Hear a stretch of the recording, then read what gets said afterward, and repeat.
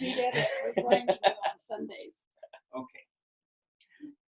Blessed are you, Yehovah, our Father and our King. Father, before you stands a small portion of your servants. May you open our eyes and our ears to the mysteries that are contained in your Torah. And Father, we thank you for the mashkon that you have left with us as we await the mishkan that is yet to come. We give you thanks in the name of your Son, Yeshua, our soon coming Mashiach King. Amen. Amen. All right, welcome everybody. Welcome everybody online. So, every year I've always tried to do kind of a different topic, and I've been feeling called to do New Testament stuff this year. So I've been doing a little bit, but I need to get in my chair here. I just saw your t-shirt. There we go. Oh. So I want to do the next couple weeks. We'll start in a Haftorah reading. So we have Torah portions. The Torah was divided into 50-some pieces there for us to read. And then they divided the prophets and writings into equal portions. And those are based on themes. So if you're reading, Genesis 1 to 6 is a Torah portion. And the theme of that reading is the same theme as the Haftorah reading. Okay? So they'll be bringing up the same topics. So I want to use the Haftorah reading for today's cycle to get us started, which is going to be Ezekiel, the 2 sticks of Ezekiel, 37, I think. 37. So we'll use that as our kicking off point. As I am off to do, I will immediately leave the reservation, and we will do, I want to discuss the concept of Hanukkah. We're going to have a Hanukkah party, we decided, so I'm going to prepare you guys for this. We'll let you know. And honey, you got 10 minutes, so it'll be ready.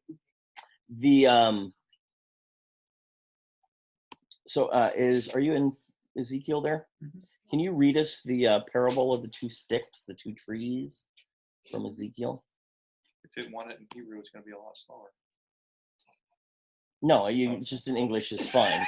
What's the full reference? What was the reference again? What's the full reference? Welcome to Torah Wars. The Gentiles arise. 37 what? 37:1. Here we go. Ezekiel 37:1. The hand of Yehovah came upon me, and he took me out by the spirit of Yehovah and set me down in a valley. It was full of bones. He led me all around them. There were very many of them spread over the valley, and they were very dry. He said to me, O mortal, can these bones live again? I replied, O Yehovah Elohim, only you know. And he said to me, prophesy over these bones, and say to them, O dry bones, hear the word of Yehovah. Thus said Yehovah Elohim to the bones, I will cause breath to enter you, and you shall live again. I will lay sinews upon you, and cover you with flesh, and form skin over you, and I will put breath in you, and you shall live again, and you shall know that I am Yehovah. I prophesied as I had been commanded, and while I was prophesying, suddenly there was a sound of rattling, and the bones came together, bone to matching bone. I looked, and there were sinews on them, and flesh had grown, and skin had formed over them, but there was no breath in them. Then he said to me, prophesy to the breath, prophesy, O mortal. Say to the breath, thus said Yehovah Elohim, come, O breath, from the 4 winds, and breathe into these slain, that they may live again. I prophesied as he commanded me. The breath entered them, and they came to life and stood up on their feet, a vast multitude. And he said to me, O mortal, these bones are the whole house of Israel. They say, our bones are dried up, our hope is gone, we are doomed. Prophesy, therefore, and say to them, thus said Yehovah Elohim, I am going to open your graves and lift you out of the graves, O my people, and bring you to the land of Israel. You shall know, O my people, that I am Yehovah, when I have opened your graves and lifted you out of your graves. I will put my breath into you, and you shall live again, and I will set you upon your own soil. Then you shall know that I, Yehovah, have spoken and have acted, declares Yehovah. And the 2-6 now. Oh, is that where you wanted me to start? That's okay. Okay. It'll work. Sorry. I'm really enjoying listening. So The word of Yehovah came to me. And you, O mortal, take a stick and write on it of Yehuda and the Israelites associated with him, and take another stick and write on it of Joseph, the stick of Ephraim, and all the house of Israel associated with him. Bring them close to each other so that they become one stick, joined together in your hand. And when any of your people ask you, won't you tell us what these actions of yours mean? Answer them, thus said Yehovah Elohim, I am going to take the stick of Joseph, which is in the hand of Ephraim, and the tribes of Israel associated with him, and I will place the stick of Judah upon it, and make them into one stick. They shall be joined in my hand. You shall hold up before their eyes the sticks which you have inscribed, and you shall declare to them, thus says Yehovah Elohim, I am going to take the Israelite people from among the nations that they have gone to, gather them from every quarter, and bring them to their own land. I will make them a single nation in the land on the hills of Israel, and one king shall be king of them all. Never again shall they be two nations, and never again shall they be divided into two kingdoms. Nor shall they ever again defile themselves by their fetishes and their abhorrent things, and by their other transgressions. I will save them in all their settlements where they sinned, and I will cleanse them. Then they shall be my people, and I will be their Elohim. My servant David shall be king over them, and there shall be one shepherd for all of them. They shall follow my rules, and faithfully obey my laws. Thus they shall remain in the land which I gave to my servant Jacob, in which your fathers dwelt.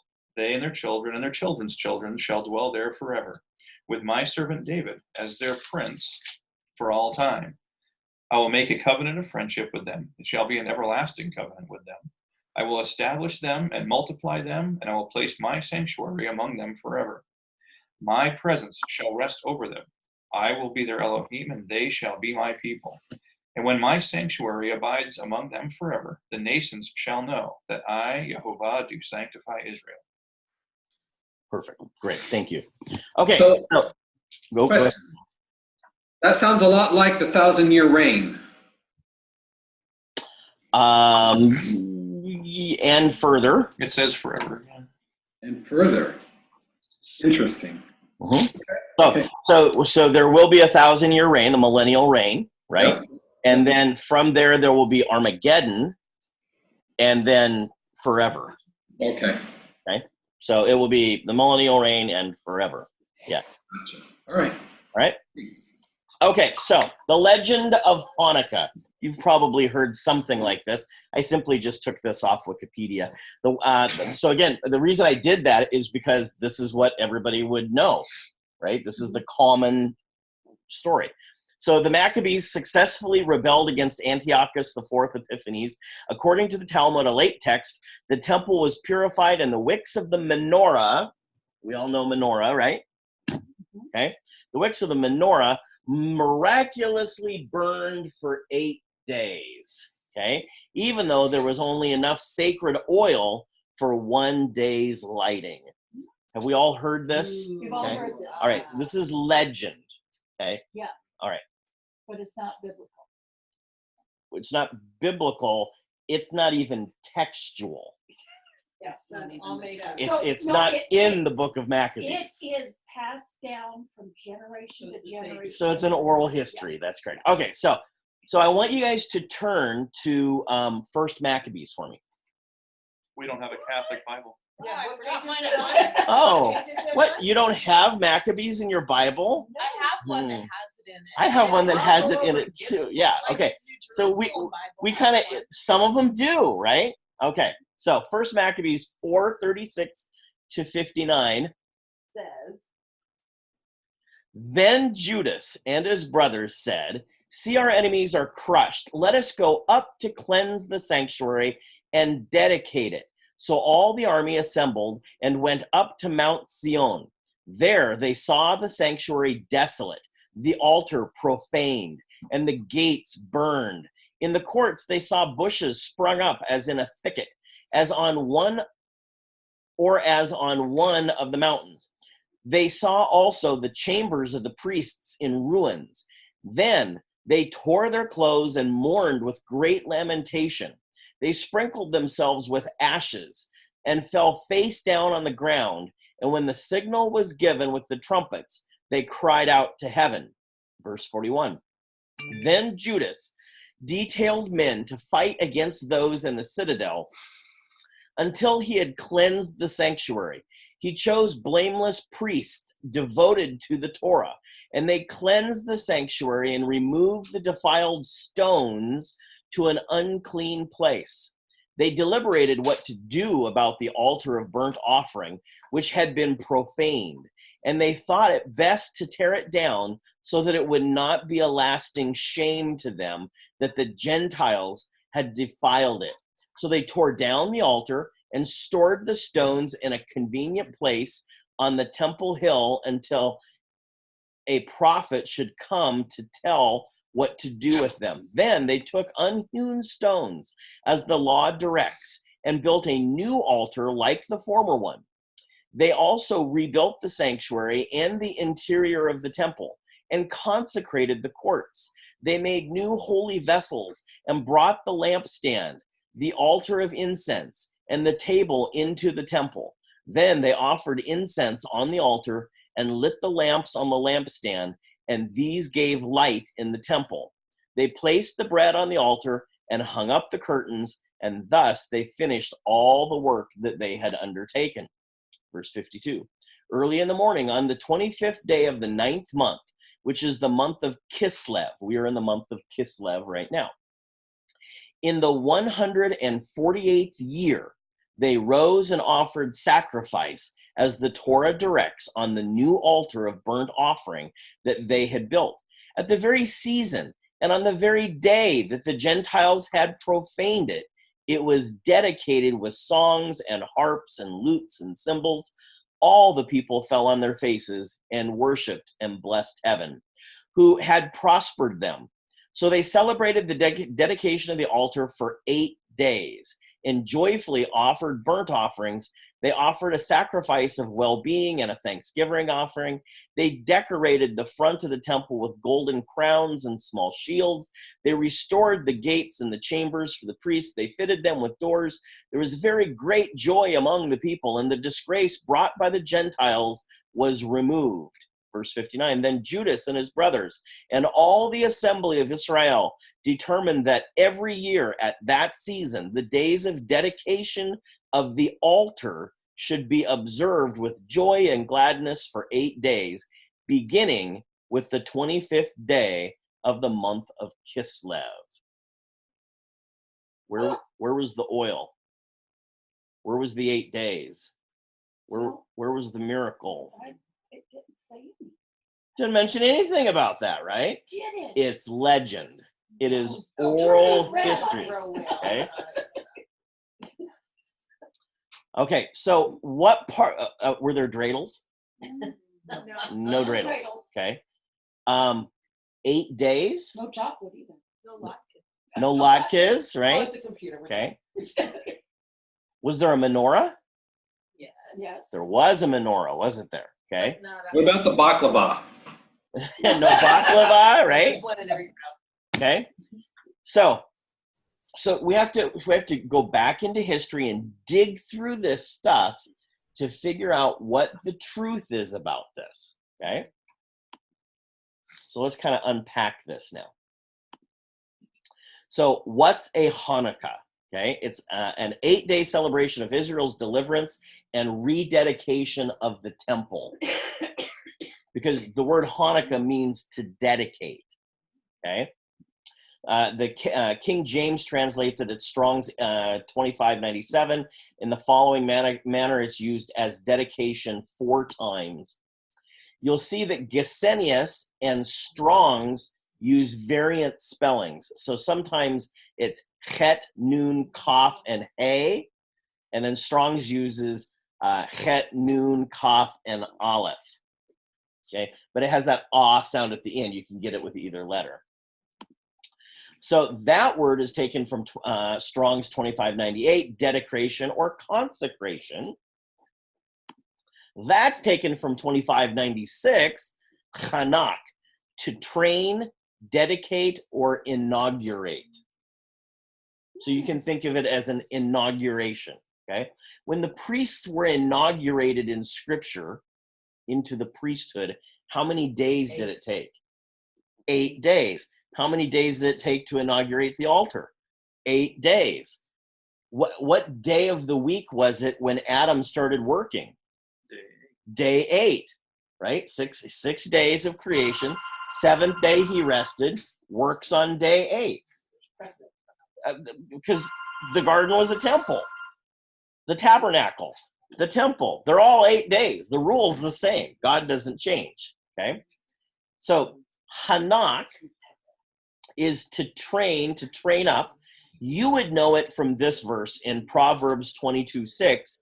Train up a child in the way he should go, and When he is old, he will not depart from it. so you're supposed to Hanukkah your child. So we can get rid of them after 8 days. Yes, yes. Okay. Exactly. No, You missed You the part. circumcise Okay. them. Both of them? Okay, anyway. All right, so we Well. to train up is to Hanak, okay? Bye. Hello. Hey, Gramps. Welcome. Gesenius, he says in his translation, it says to make narrow. So in other words, the idea of training up a child, there's boundaries. There's things you do and there's things you don't do. Pick the narrow path, right?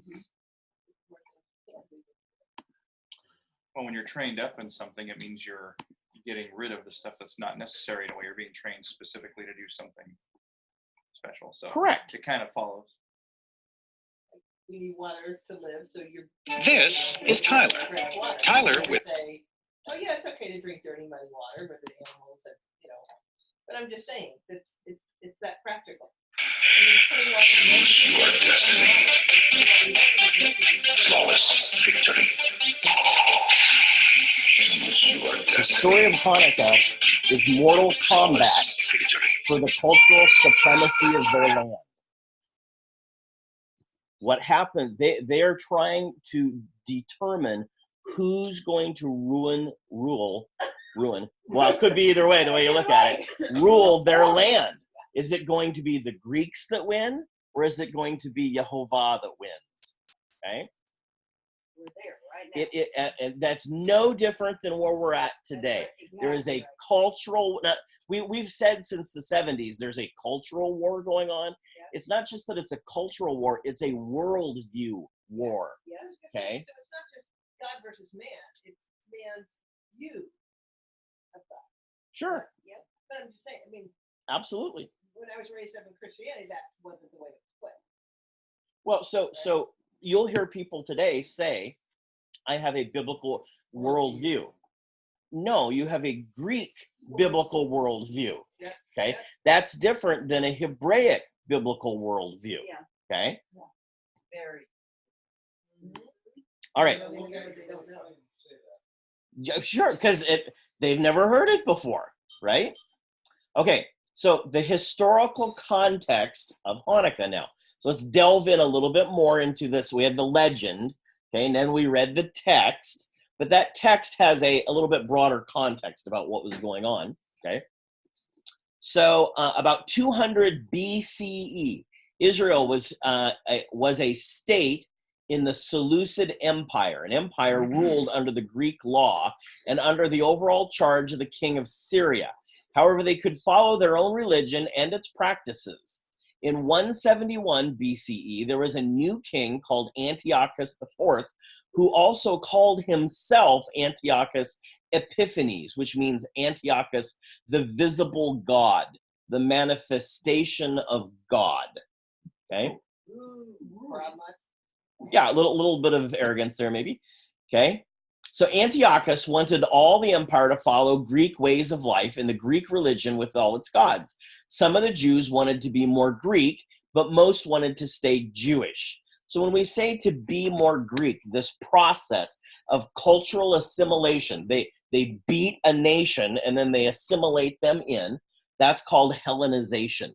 And we read about the Hellenized Jews in the Gospels. Okay? So there were Jews that wanted to stay Hebraic, and there were Jews that wanted to be Hellenized, Greek. Okay. So he banned the reading of Torah, Sabbath, festival observances, and death to those who disobeyed. The brother of the Jewish high priest wanted to be more Greek, so he bribed Antiochus so he would become the new high priest instead of his brother. 3 years later, another man bribed Antiochus even more to let him become the high priest. To pay his bribe, he stole some of the objects made of gold that were used in the Jewish temple. That would be Ma'al. We've talked about that before, right? Okay, so the sin of Ma'al, which is not good, yes. And on his way home from having to retreat from a battle, Antiochus stopped in Jerusalem. And he let out all of his anger on the city and the Jewish people. He ordered houses to be burned down, and tens of thousands of the Jews were killed or put into slavery. Antiochus then went to attack the Jewish temple, the most important building to Israel, in Israel to the Jews. The Syrian soldiers took all the treasure out of the temple, and on 15 Kislev, the month of Kislev, 168 BCE, Antiochus put up a statue of the Greek god Zeus in the center of the Jewish temple, but it had the face of Antiochus. Then on 25 Kislev, he desecrated the most holy place in the temple and destroyed the Jewish holy scrolls. We'll get to that, yes. It's another city, but yes. So Antiochus then banned practicing the Jewish religion. If you were found out that all of your family were Jewish religion, if you were found out, you and all your family were killed and made the temple into a shrine to Zeus. There were many Jews killed for their faith. Soon afterwards, a Jewish rebellion started. It began when a former Jewish priest called Mattathias, Mattatyahu, was forced to make an offering to Zeus in his village. He refused to do so and killed a Syrian soldier. Mattathias' sons joined him and killed the other soldiers in the village. Mattathias was an old man and died soon after this, but his son Judah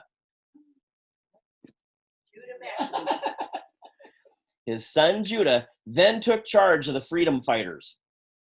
Judah's nickname was Maccabee, which comes from the Hebrew word for hammer.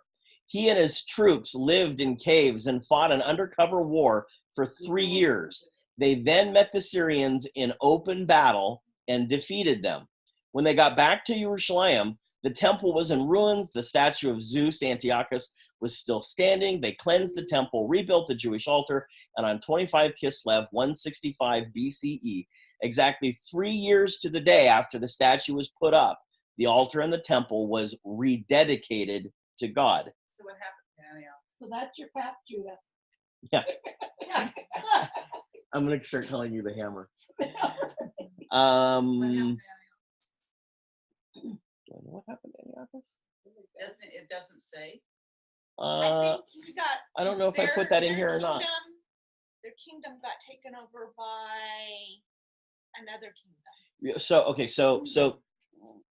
you have to get this out of the book of Daniel. There's a bunch of prophecies about this in Daniel. So Alexander the Great took over the whole world, known world, right? All the way over to India and all the way over to Greece.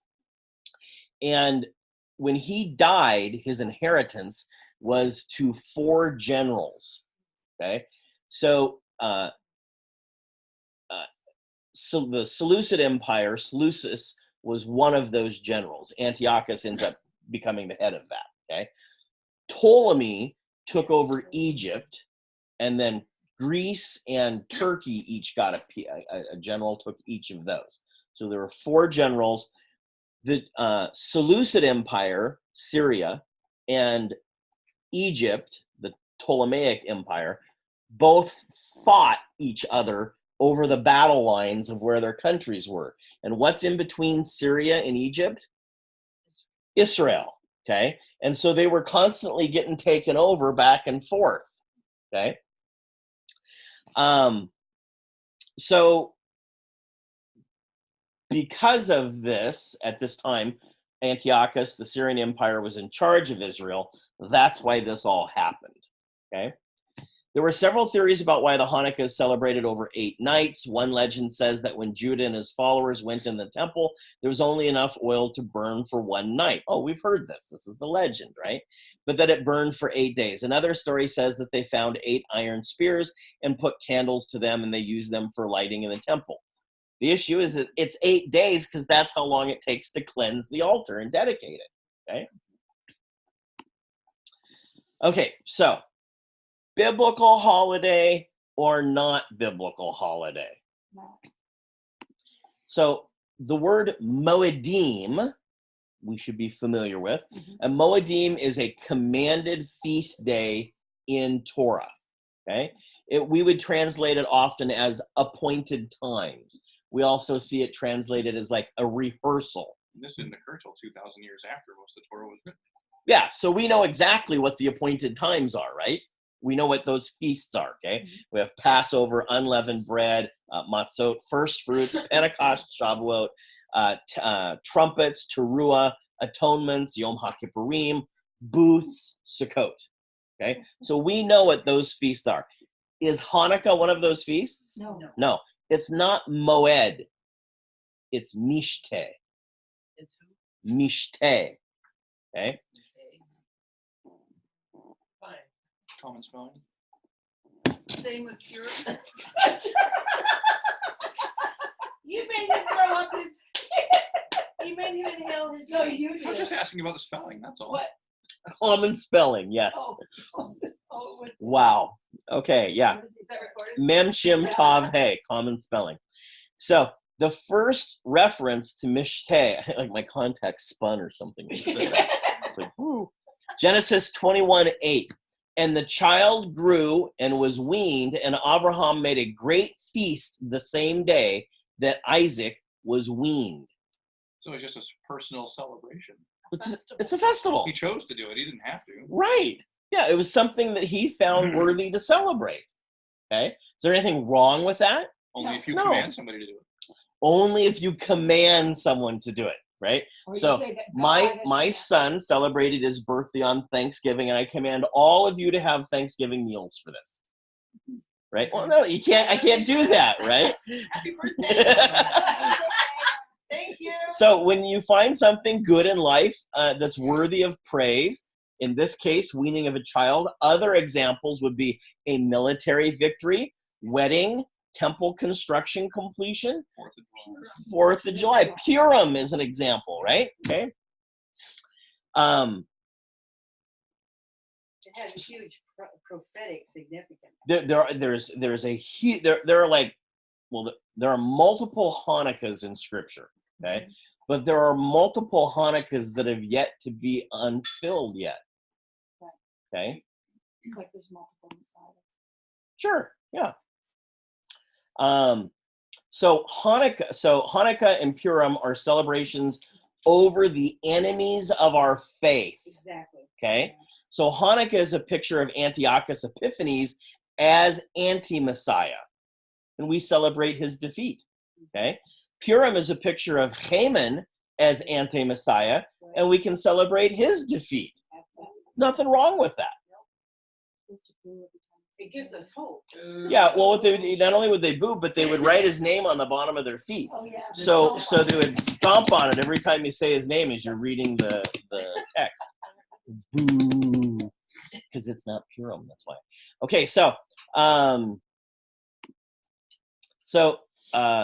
the verbal root of mishteh is shita, common spelling, and that would be Hebrew Strong's 4960, and it's translated feast 31 times, banquet 10 times, drink 5 times. So if I say we're going to have a feast and we're going to celebrate, can I have wine?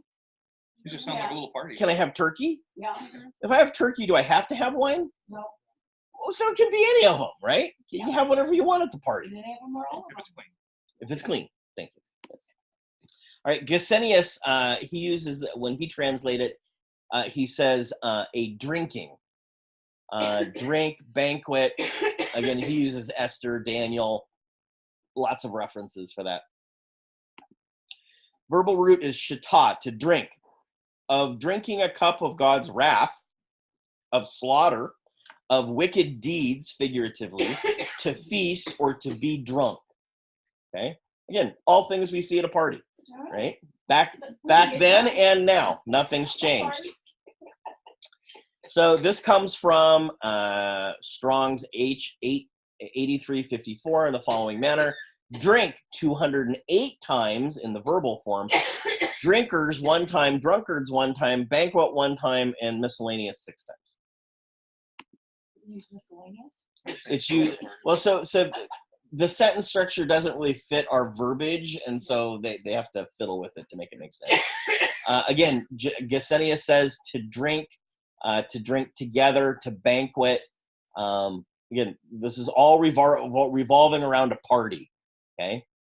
It's just like a minor, non-commanded celebration. Correct. Well, maybe not minor. And if you want to go, you go, and if you don't want to go, you don't go. And There's you nothing don't held against you for complain not. about someone not going or going, right? Okay. But Albert, this is all just for the Jews. Okay, these are the 11 Jewish festivals, right? Yeah. Okay. God never changes. So this is an incredibly important holiday that was celebrated by our Jewish Messiah. He was a Jew, right? And it is worthy to be celebrated by all of his followers. Okay? He found it worthy. Maybe we could find it worthy, right? Nothing wrong with that. But here's why. Here's why it should apply to all believers, okay? It helps us understand truth versus error, okay? Is truth and error only for the Jews? No, okay. Honesty versus deception, is that only for the Jews? Nope. Authentic versus counterfeit, is that only for the Jews? Keep in mind, this is a picture of anti-Messiah versus Messiah. We're supposed to be able to tell the difference. You can't get rid of this text and then say, I'll figure it out. It's also rededication. The dedication is constantly important in our faith, right? It teaches us about what's holy versus what's common or secular, clean versus unclean, tamei and tahor. There are past, present, and future understandings that apply to this. Messiah versus anti-Messiah. This feast, out of all of them, actually has the potential to create a radical revolution of transformation in the body of Messiah. Problem is, they're all doing the wrong feast, and they can't see this, right? How will they see anything other than this unless they see people doing it? Also, they see him doing it, but they see him doing it pagan practices, right? I mean, they're showing him, and I did it growing up. I'm showing them the example of the anti, right? By doing this. Right, and I'm in there going, wow, look, I'm praising him, and no, you're praising the other guy.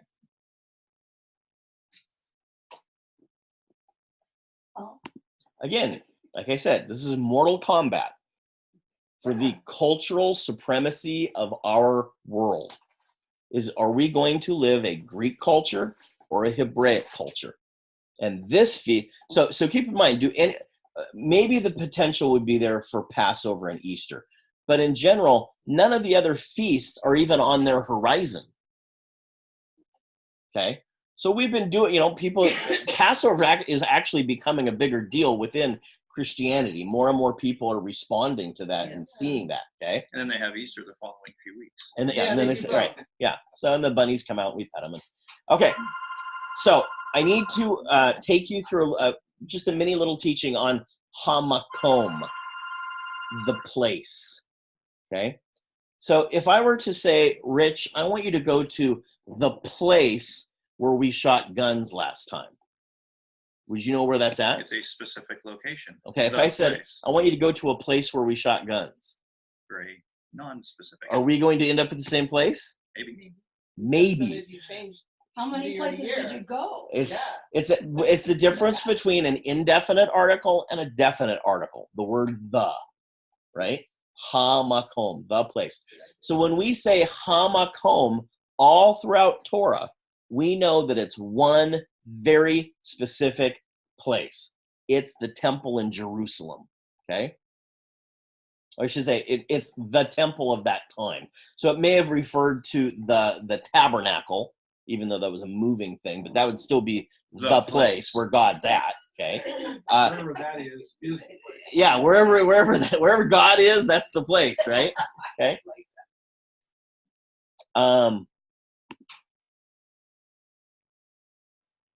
Scrolling. So remember that the Garden of Eden, Gan Eden, was a temple. Okay. Scholars even refer to Genesis, the beginning of Genesis, as a temple text. They understand that it's to be seen as a temple. Try to control yourself over there, Pam. Yeah, what you got? She's drinking. It's only 10 a.m. So Yeah, in Hawaii. you're familiar with Emmanuel, right? God with us. Emmanuel. Okay. So the new at the end of that is our, okay, or us. Imanu is with, and the El is God. So God with us. So Yehovah walked with Adam in Gan Eden, right? Just pause for a second in your head.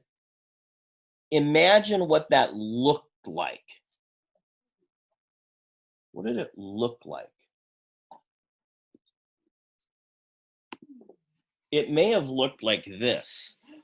This is the Middle Eastern style of two guys walking. Holding hands. They're holding hands. That's Bush and the king of Saudi Arabia. And I remember looking at that on the TV when I saw it, and I thought, that's just weird. Yeah, but the Saudi Arabians are a Near East Yeah, I see culture, that. Uh-huh. and Bush was honoring that. That's correct. That's correct. Probably a symbol of equality and brotherhood. Well, so how close would you have to be to do that? Well, you would not be the threat Correct. to each other, so Correct. it's showing trust. Okay. Yeah.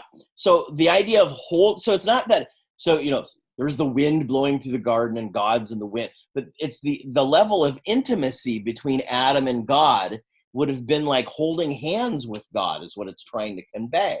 Okay.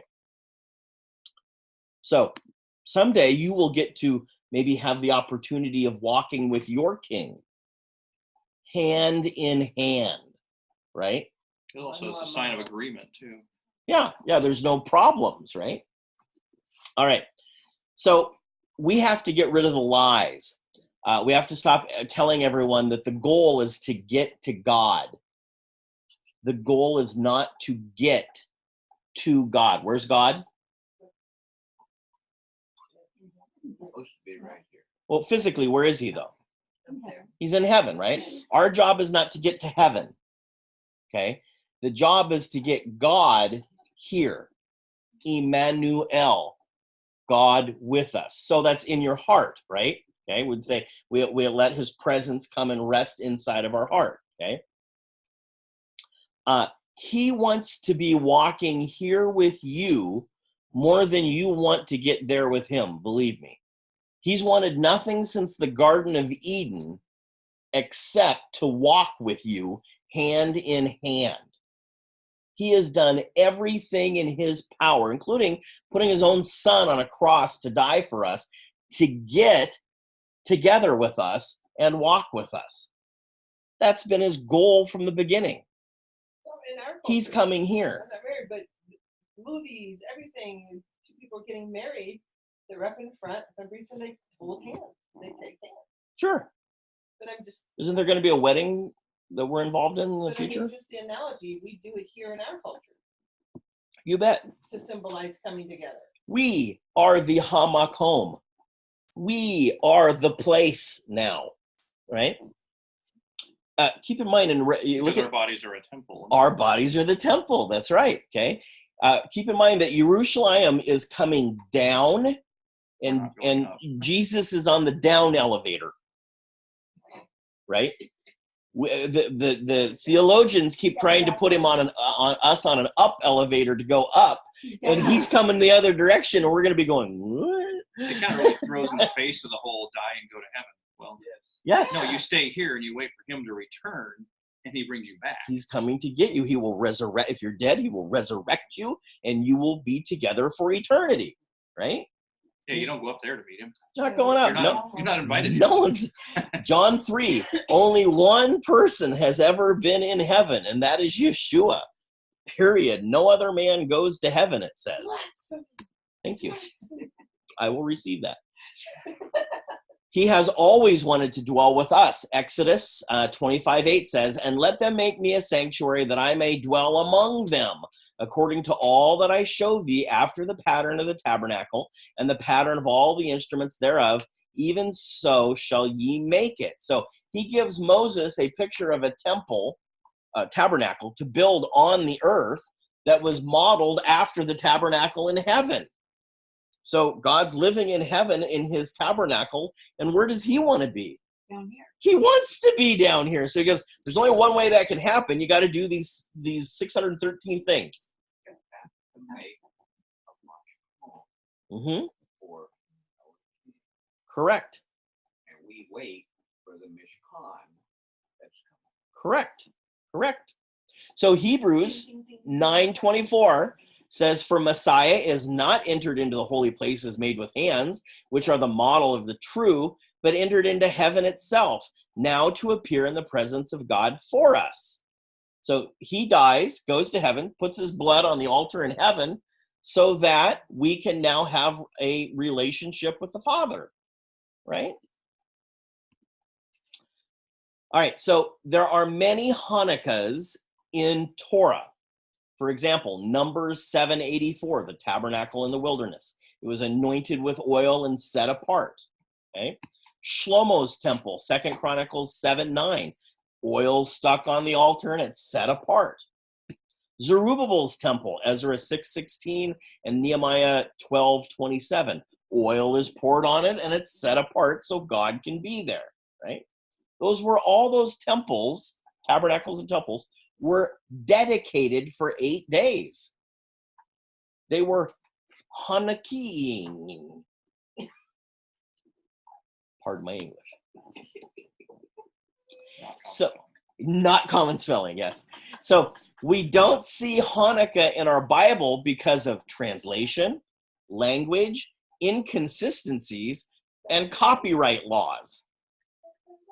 So, like, no one's just consistent with these. No one says, dedicate. I got to say something different. Consecrate, different things like this. And we miss the continuity of all of this, okay? Bible schools today, many of them teach that Daniel was not written by Daniel, but was written after, catch this, the book of Maccabees.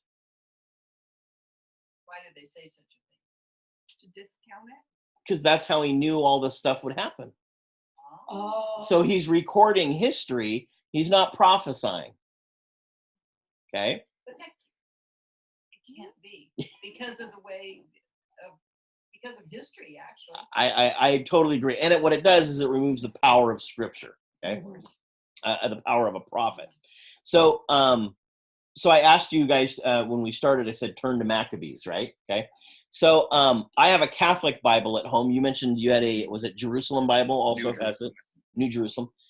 Those would have Maccabees in it. King James had Maccabees in it in 1611. Okay. 1885. Okay. That's when it was removed from it. Okay. And there are specific reasons why they were doing this that had to do with Catholic and Protestant worldview. Okay. It was pushing their position of we don't need anything to do with the Jews. Well, I'm sorry. If you say it's anti-Semitic, yeah, I'm sorry. My Messiah was a Jew, so don't even go down that road. Okay. They say Daniel was written after. Right. So we have to rewrite. We have to come up with new theories to explain away all this stuff. Okay. We don't need the Jewish history. It's not because we're Christian now. We're not that Jewish thing, and then we wonder why there's a divide between the two houses. Okay, I would make the argument that we actually need it more than ever in Scripture today, because if people would read it, they would see the cultural war that was going on and how it completely aligns with what's going on today.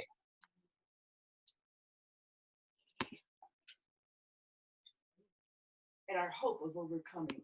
Yeah, absolutely. All right, so in Daniel, as an example, we have this dream of the great statue in chapter 2, 1 through 45, and the statue has gold and silver and bronze and then iron and clay and iron mixture. And so bronze is a picture of Greece, okay? That would be in Daniel 2:39.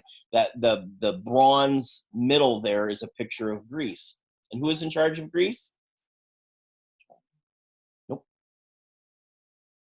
It broke into 4 parts. Ptolemy was one of the 4. Alexander the Great. Okay.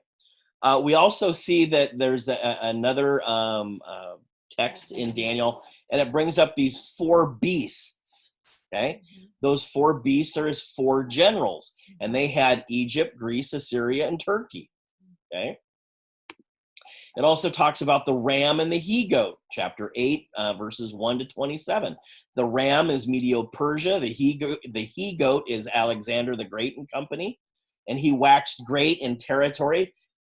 I would make the argument, though, is he's never stopped waxing great in territory because his worldview has taken over most of the world. So while he physically isn't here anymore, the results, the consequences of his way of thinking now rules the world. Well, physically not here. You're saying that, and it gives all of a sudden flashing light. As a man thinks in his heart, so is he. Mm-hmm. That worldview thinking, not just individual thoughts, but that worldview thinking, how it sets the course of our life. So Paul tells us in First Corinthians 10, 12, somewhere in there. He says, or is it Romans? He says to renew our minds. What that means is stop thinking Greek. Yeah. Mm-hmm. That's what he's telling him to do. Mm-hmm. The renewal of your mind isn't go get an education. No, it's rededicate your mind to the proper ways. To rededicate your mind, reform it, fix it, think differently, and you need to think like your Messiah thought. So if you're reading, I mean, no disrespect, I do, but if you're reading a Catholic Bible, you are not putting your mind on, obviously, no, but things above. You're putting. Well, you have to realize that in that Catholic Bible, there are translations in there that are there for a reason. I mean, the Catholic Bible has Maccabees in it still. It's kind of funny, actually.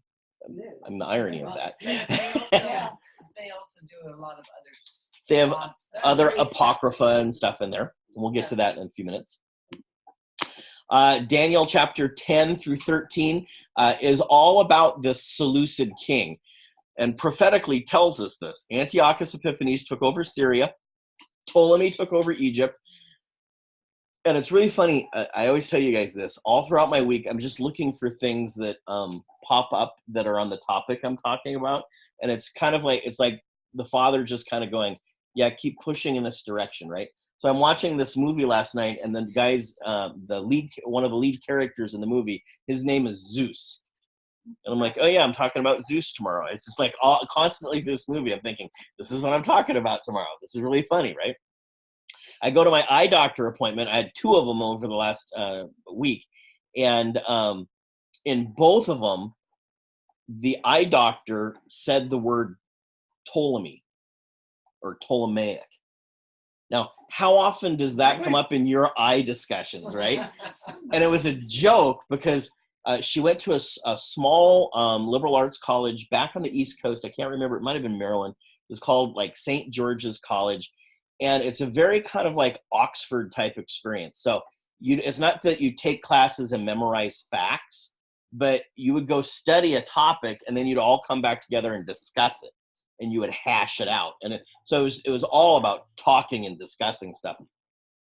And her roommate, they were discussing the Greek Empire at one point, and her roommate would never change the whole time. She kept calling him Ptolemy. And so it's just always stuck in her head, Ptolemy. And so I don't even know how it came up, but both times now we've been talking about Ptolemy. So you're familiar with Cleopatra, right? So where was Cleopatra from? Egypt. But she wasn't Egyptian. She thought Greek because the Greeks controlled Egypt. It had for a couple of years. Yeah. So syncretism is a Greek method. You guys know syncretism? You take things from here and there and you make it your own type thing. Syncretism is a Greek methodology of evangelism. All they would do is they would go, oh, well, we want you guys to be Christians, so you just call it your God's name and, do what we're doing. And that's fine. You can keep your God's name. The all-inclusive. Yeah, it's just, we'll just call it Christmas. And we'll put, baby Jesus on that day. But you can still have your Krampus days and all these things. So we just syncretize all of this stuff together and mold it into one. Okay? And then when we have that one, we have certainty now. And this is a very Greek way of doing things. It is not the Hebraic model. So as a result, we're not set apart. Correct. We're all just the world. Right? Direct opposition to what God says to do. Right. Correct. Well, they even kind of glom on to Hanukkah too a little bit. Sure, we'll just adopt okay, so yes. Bench on the shelf. Yeah, okay, so we have a mensch on a shelf now, and then the one I saw in Target was Mrs. Bubba. It's a kind of a Yiddish thing. Put It is, out there, yeah. yes, this grandma, and so they got their Hanukkah end cap display, and they've got menorahs and candles and napkins and all these things, and here's Bubba. And so you squeeze her hand and she talks to you. So it says you can ask her a question. So this little boy, I'm standing there looking at it, and he looks at me, and he comes running over and starts looking at this little doll. And he squeezes the hand. He reads the box, and he goes, so what's my name? And he squeezes the hand. She says, oy vey. And then he asks another question, and she's like, you really want to talk about that? And it's this very kind of just Jewish Yiddish kind of phrases that I want it. Yeah. Oh my gosh! But where did that come from? It's part of this synchronization of all religions and acceptance of everything, right? So isn't the enemy's end result to cancel the idea of the way? Sure. Right? I mean, but I Anyway. see it in a new way. Excuse me. With you saying it, it's to erase the way. They do the same thing with truth. So it's not all the truth. It's Right. your truth. Right. There's It's all the many same. ways to God. It's what's true to me now, Right. right? Yeah. That's all examples of a Greek worldview. Okay. So, like the Maccabees, like Judah Maccabee, we get to stand up in our generation and be the sledgehammer to our culture. Just think of something I told you earlier this week. We become Oh. the bigots. We become the judgmental ones. We So become the yeah, so in our society, what happens is, so we're just going to take it back on the chin when we do this, right? We'll get to that. You guys all steal my notes. So we really have to work on our Wi-Fi codes and protection, Judah. Daniel 10:15 and following talks about a vision of a man in linen, someone like, quote, the Son of Man, right? Verse 20 says, to tell you what, I want to tell you what was written in the book of truth. I will come against the prince of Yavan, which is the leopard beast in Daniel. Chapter 11:21, Antiochus was called a wretch. Daniel 11:31 and Daniel 12:11 talks about this. Tells us about the abomination of desolation, 1290 days, right? So what's an abomination of desolation? It makes you sick to your stomach. That's the description of an abomination of desolation. It makes you sick to your stomach. Idolatry is what makes Yehovah sick to his stomach. It makes him want to retch. I got quiet in here all of a sudden. Yeah, and when you want to wreck, you can't stop it. You're not in control of it. It's got to come out. Mm-hmm. Mm-hmm. No keeping it down anymore. It has to go. So if I were to have some adulterated milk, what's adulterated milk? Sour cream.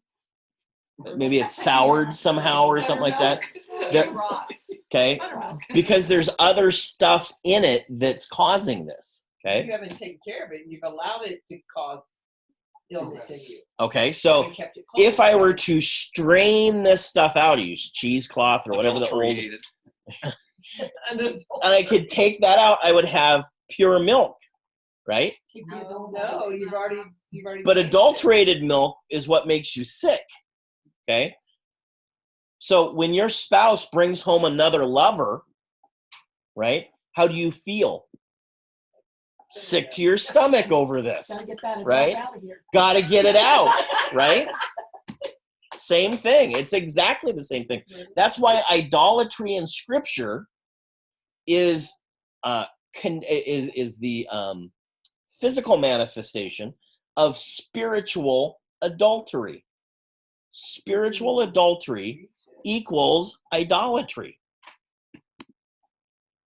So when you bring another god into your life and you sacrifice your sacrifices to him, that is spiritual adultery to him. And he wants to retch, just like a physical spouse would want to retch over what's going on with their spouse in an adulterous situation. Forget again. So the dedication of an altar in all of those Hanukkahs that happen throughout Scripture, we talked about this a couple years ago. So remember when they put that altar, let's say they're in the tabernacle in the wilderness, they're moving around. They set everything up, and then they get the altar ready, and who starts the fire? El does. Fire came down from heaven, whoosh, and started that altar every single time. Okay? So when the glory of God, the presence, the Shekinah glory of God shows up, it's because everything's working right. They've got everything going, and he arrives and wants to have relationship with them in the camp. Idolatry is what causes that to leave. Just like your spouse would leave in adultery. Because being there makes them want to retch. Retch for the gun. It's almost like the what was it Elijah or whatever with the let's build Prophets a of Baal. Yeah. Mm-hmm. Who got the fire from heaven and who didn't? Correct. Okay, so mini little sidebar here, understanding Apocrypha. So the word Apocrypha means hidden. It doesn't mean evil. Okay? Good things can be hidden. So the book of Maccabees is considered an apocryphal book.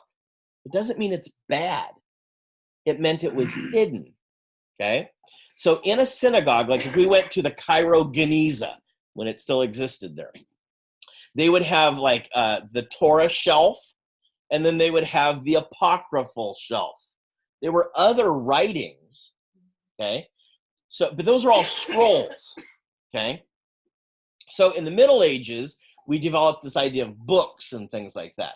So the apocryphal stuff is the things that were put in the back. Yep. So it's not the main book. It would be like the index, okay? That's what apocrypha means. It's hidden in the back. Additional readings. But they're not evil, okay? So we've talked about this before, like in the book of Jude, it references Jasher and Enoch also, right? Okay. So does that mean Enoch and Jasher, they didn't make it into the New Testament or into the canon or anything like that, so they're just evil? I'd never read those things. I got one. I got two, right? I'm the worst of all. Okay, so that doesn't mean that those books were evil to them. Okay, they were still valid to them. They just went on a different shelf because the Torah scrolls go on this shelf, and that's not Torah. Okay. Some of the Apocrypha is kind of weird. I mean, Totally agree. We have two great big thick books like that, and some of it is just like. Well, some of it's Gnostic. Well, sure, and you have to realize that it wasn't taboo to them, not like it would be to the church today, not like it would be to a great Southern Baptist KJV only Bible reader, right? Okay. Jerusalem Bible contains Apocrypha, and it's to be read as history. Okay, nothing wrong with the history. Now, the Maccabees that's in the original King James does have some translation errors. Okay, it would actually probably be really wise for a group of people to get together and retranslate Maccabees today. Well, it's just like the very original King James actually did say Easter, and they corrected it. Right. Yeah. So getting rid of the Maccabees creates a situation where you will end up completely missing all of the prophetic level of the book of Daniel. It's just gone on you.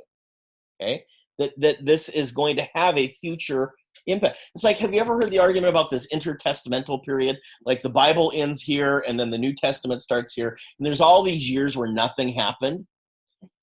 Like that person never read the book of Daniel and never understood the book of Daniel, because all of that intertestamental period of time is in the book of Daniel. Okay? So there are 4 books of Maccabees today. 3 and 4 are not even considered apocrypha.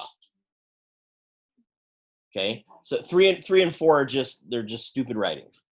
Okay, everybody agrees on that. 1 and 2 were originally one scroll. Okay, and then we ended up breaking them up in the church ended up breaking it into 2 sections. Okay, so the book of First Maccabees, in chapter 1 through 9, talks about Alexander the Great.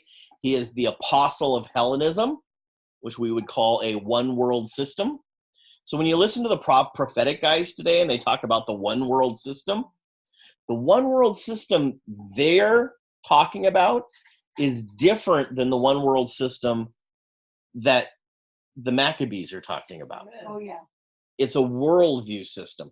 So when the prophetic guys today in the church, they talk about a one world system, It's already here. they're actually in the one world There it is. system because Yeah. they're thinking Greek. Yeah. Okay, it's kind of fascinating. You're talking like New World Order. New World Order, yeah.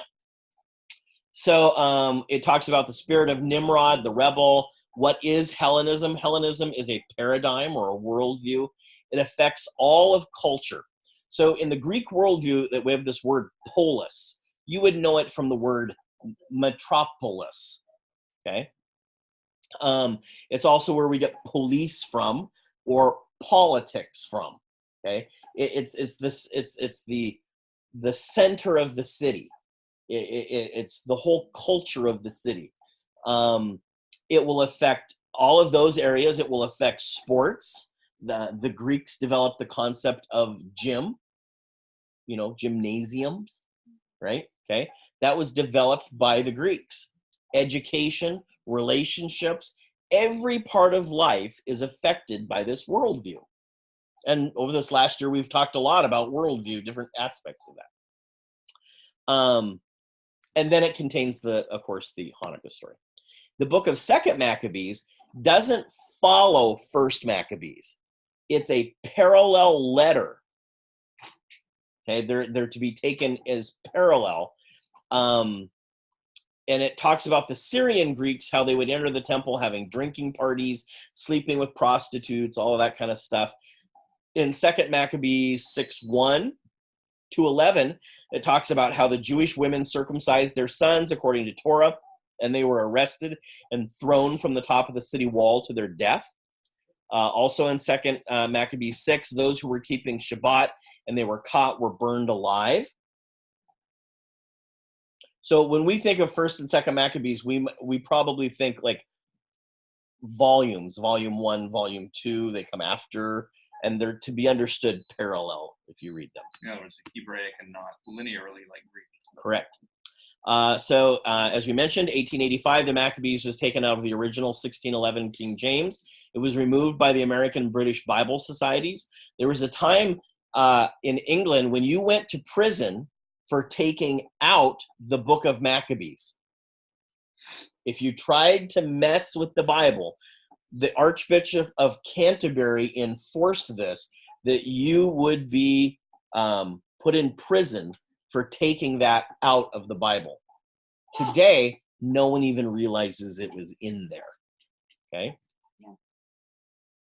So, if anybody argues with you about the book of Maccabees, just tell them, hey, Archbishop of Canterbury wanted it. That will sway them. Right? Totally. So even back then, so this is, in the 1800s, even back then, people were trying to grease the Bible. Get it? Get it? Same as greasing the pig. We need to be we are the degreaser here with light and truth. Okay? Okay, so Antiochus has this reign of terror. He wanted to get the Jews to abandon their faith and fully conform to Greek culture and religion. But a remnant chose to stand up. Does the Bible ever talk about a remnant? Okay. The Greek armies went into surrounding areas and forced the believers to eat pork and worship idols. So this isn't in Jerusalem. This is around Jerusalem, right? In the city of Modin, Metityahu, the Hasmonean, was forced to roast a pig on an altar, and that was the breaking point. So there was all this stuff going on, and when that happened, they had had enough, okay? Let me get the door here. Where is it? There we go. So had God not, a person you encounter might say, that's an incredible story, the whole Maccabee thing, but maybe it was miraculous, but how is this relevant to me as a Christian today? Okay, so let's deal with that, right? Had God not delivered his people from their oppressors, you'd have no Messiah. Period. Exclamation point. End of argument. Without this event, you would have no Christ. So that makes it pretty darn important all of a sudden, okay? There can be no Christianity without Judaism. Right. Period. It was important to our Messiah's life. For that reason only, it is worthy and praiseworthy. Okay? As you said that, what I saw in my mind is any plant on the planet, right, has roots. Without the roots, you ain't got no plant. So that's why we call this the Hebrew roots movement, right? But I mean, it's so visual that Yeah. way. You can't have flowers. You can't have stems. You can't have nuts. You can't have anything without roots. So this is. You can have fungus. But I'm talking about, Mushrooms don't have roots. but you're diverging. I'm talking about plants. So this is so weird. This has been going on for like 4 months now. When I first started down this path, this whole Romans 11:11 thing just made, all of a sudden it just made so much sense to me, that the reason the gospel went to the Jews is to make into the Gentiles is to make the Jews jealous, right? And there is not a day that goes by in the last 4 months that when I look at a clock, I don't see 11:11. And it's just like every day this is on me. Or numbers in books. It's the 11th chapter. Oh, how many? That's the 11th sentence. That's just really weird. So this whole Romans 11 thing is just constantly on me. And it's like this Hanukkah thing is just totally making this make sense now. So remember in Romans, he talks about a stump. And he says, don't mock the stump. The stump is the Jews. We're the branch. Granted, Can't be a wild olive branch I am. Okay? Off the reservation I do go sometimes. However, I don't get to mock the stump. A branch doesn't live by himself. Amen. Okay? You You gotta must worship be them. connected to the stump. Yeah, All so right. this stump doesn't want the branches. Sorry. Yeah, so, right? Pretty much like Yeah. But does that give me the right to hate them back? No. No, definitely not. Okay. All right. So Yeshua, New Testament, and Hanukkah now. Yochanan, John 10:22. Then came the festival of dedication at Jerusalem. It was winter, and Yeshua was in the temple courts walking in Solomon's colonnade, portico, porch. You'll have different words there. We'll talk about that later. The Jews were gathered around him saying, "How long will you keep us in suspense? If you are the Messiah, tell us plainly." Okay. So we see Yeshua at the temple during the feast of Hanukkah. So we call it Hanukkah today. Back then, Josephus, in Josephus' Antiquities 12, 324 to 325, he calls it Festival of Lights. Okay. In First Maccabees, it's called the dedication of the altar. These are just all synonyms. They mean the same thing. They're Hanukkah. Okay. It lasted 8 days. They carried palms and branches. They sung the Hallel, and they installed giant menorahs, 75 feet tall. Each had 4 vats of oil on it that held 15 liters of oil.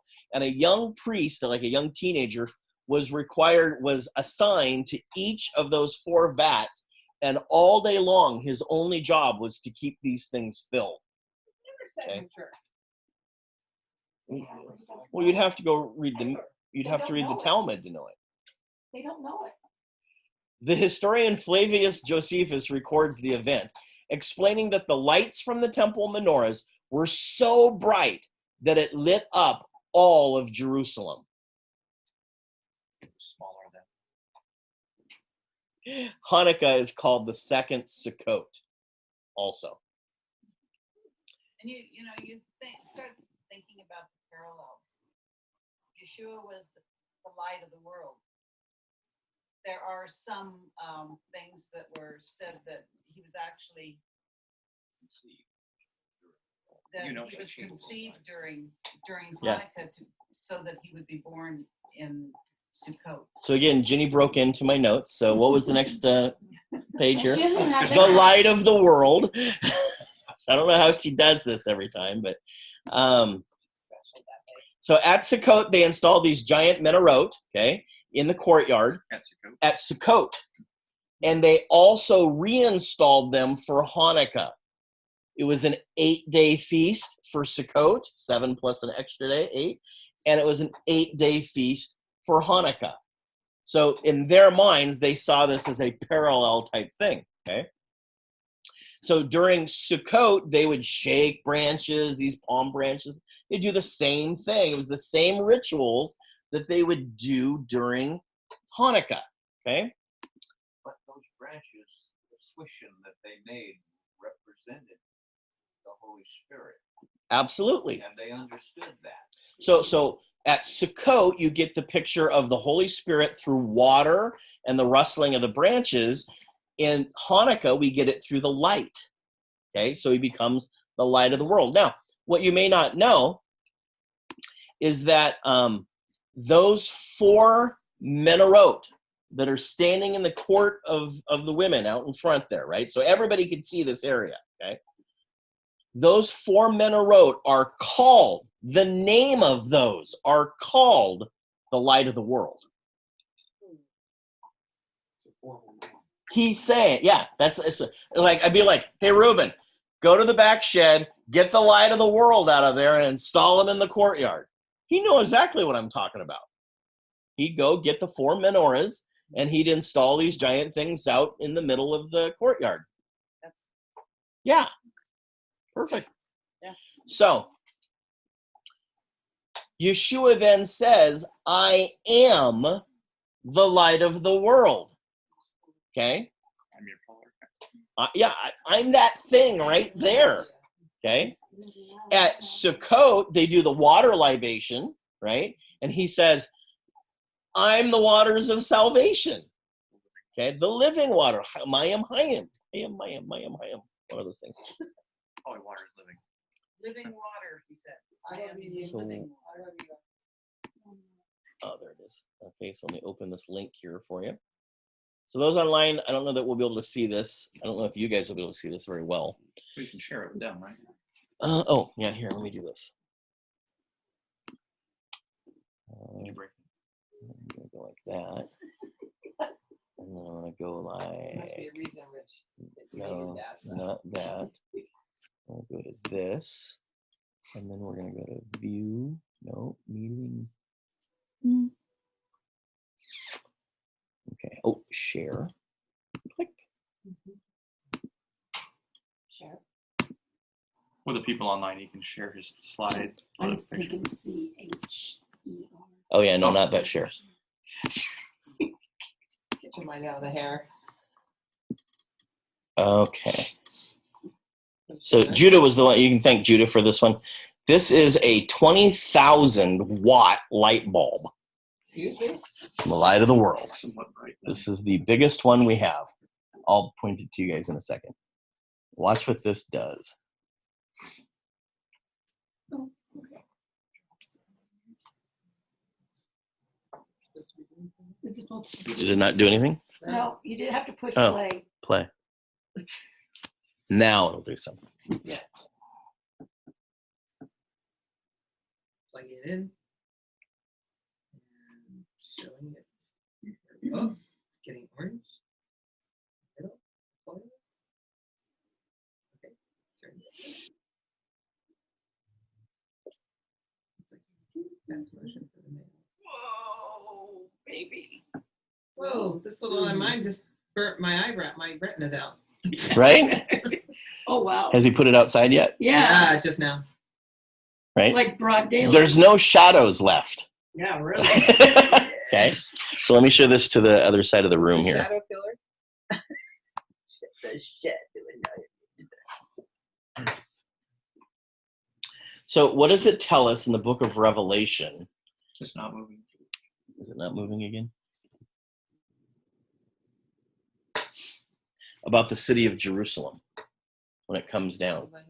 There will be no light needed because our King is our light, right? There will be no shadows. Nothing can hide. No shadow of turning.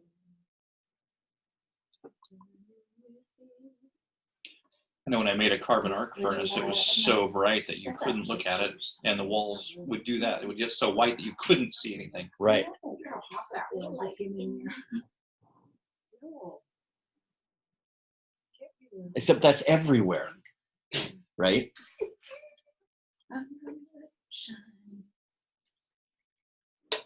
So just I can do that here if you want. the so let me close this down. We'll go back to that.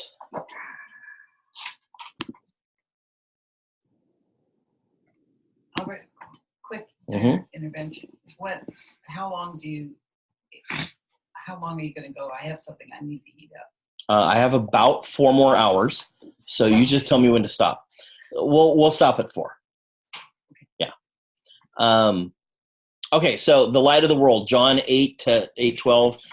They did this at Sukkot. The menorahs in the courtyard. Josephus says that it lit every court in Jerusalem was like that light. Okay. And then in Revelation, it says that the city has no need for an external light, right? Because he is the light, right? All right.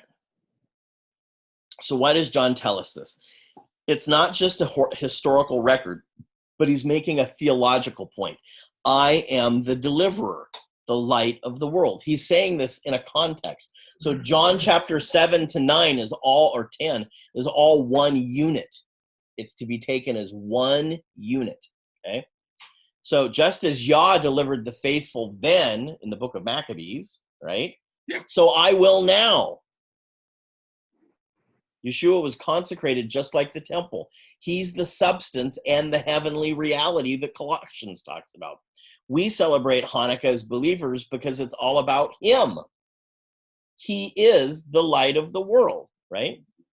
Another reason is that that's especially relevant today is in our Greek world culture, we don't compromise our beliefs and bow down to idols. Everyone else does. So we are called to be, he calls us He says, you are the light of the world. Okay? And that's in John 5:14-15. You are the light of the world. A city set on a hill cannot be hidden, nor do people light a lamp and put it under a basket, but on a stand. And it gives light to all the house. So what was the little song you were singing? This little light, I'm moving it shine. Okay. And so we all in church, we all grew up, we knew about the little basket. You don't put a bushel over it and things like that. No. We interrupt this regularly scheduled Shabbating for an announcement of biblical proportions. We now have the manuscript translation of this verse from Hebrew. Okay? So originally what we now know, and this is where I'm going to go in the new year when we get to, after we finish this and we get back in January, I'm going to do a section on the Gospels and what has been going on behind the scenes lately. Okay, yeah, it's absolutely. Did you see? You must have seen Miles. I didn't see Miles. I saw Rude. He's the guy that Oh, he's Miles, interviewed. Yeah, okay. Miles is on Rude. It's unbelievable. Okay, so we now know that when the remnant from Jerusalem, when persecution hit and they left, they made it all the way over into Spain and Italy. Right? There's a manuscript, a Bible that was called Itala or Italic, okay? And it was the Messianic Gentiles and Jews who wrote this manuscript. It also shows up in something called the Romance language, the Catalan in Spain, which is okay, been there, done that, good.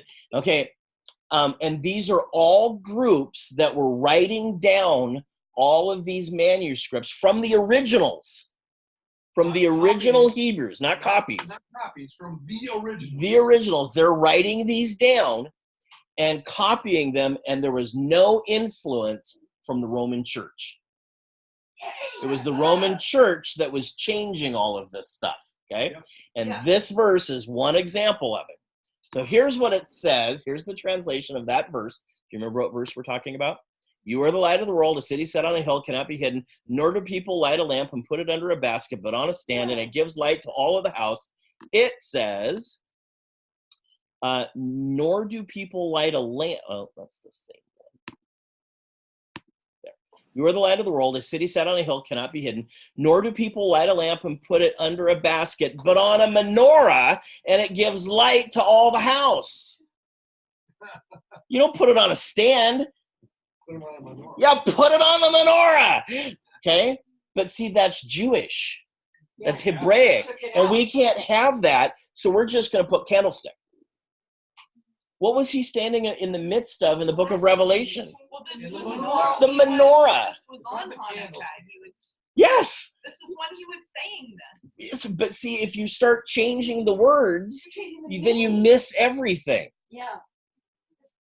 We'll use Josephus and we'll call it Feast of Dedication. We'll change menorah to stand. No one will know. It's not Jewish anymore. Boom. Oh. Oh. What do you think's going to happen to that person when he gets to heaven and starts having a conversation?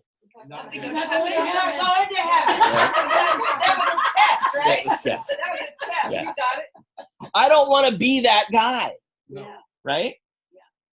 What verse was that? I want to be the hammer, This is what verse was that? Catalanistic. It's catastrophic. Yes. It was what, John 9:13?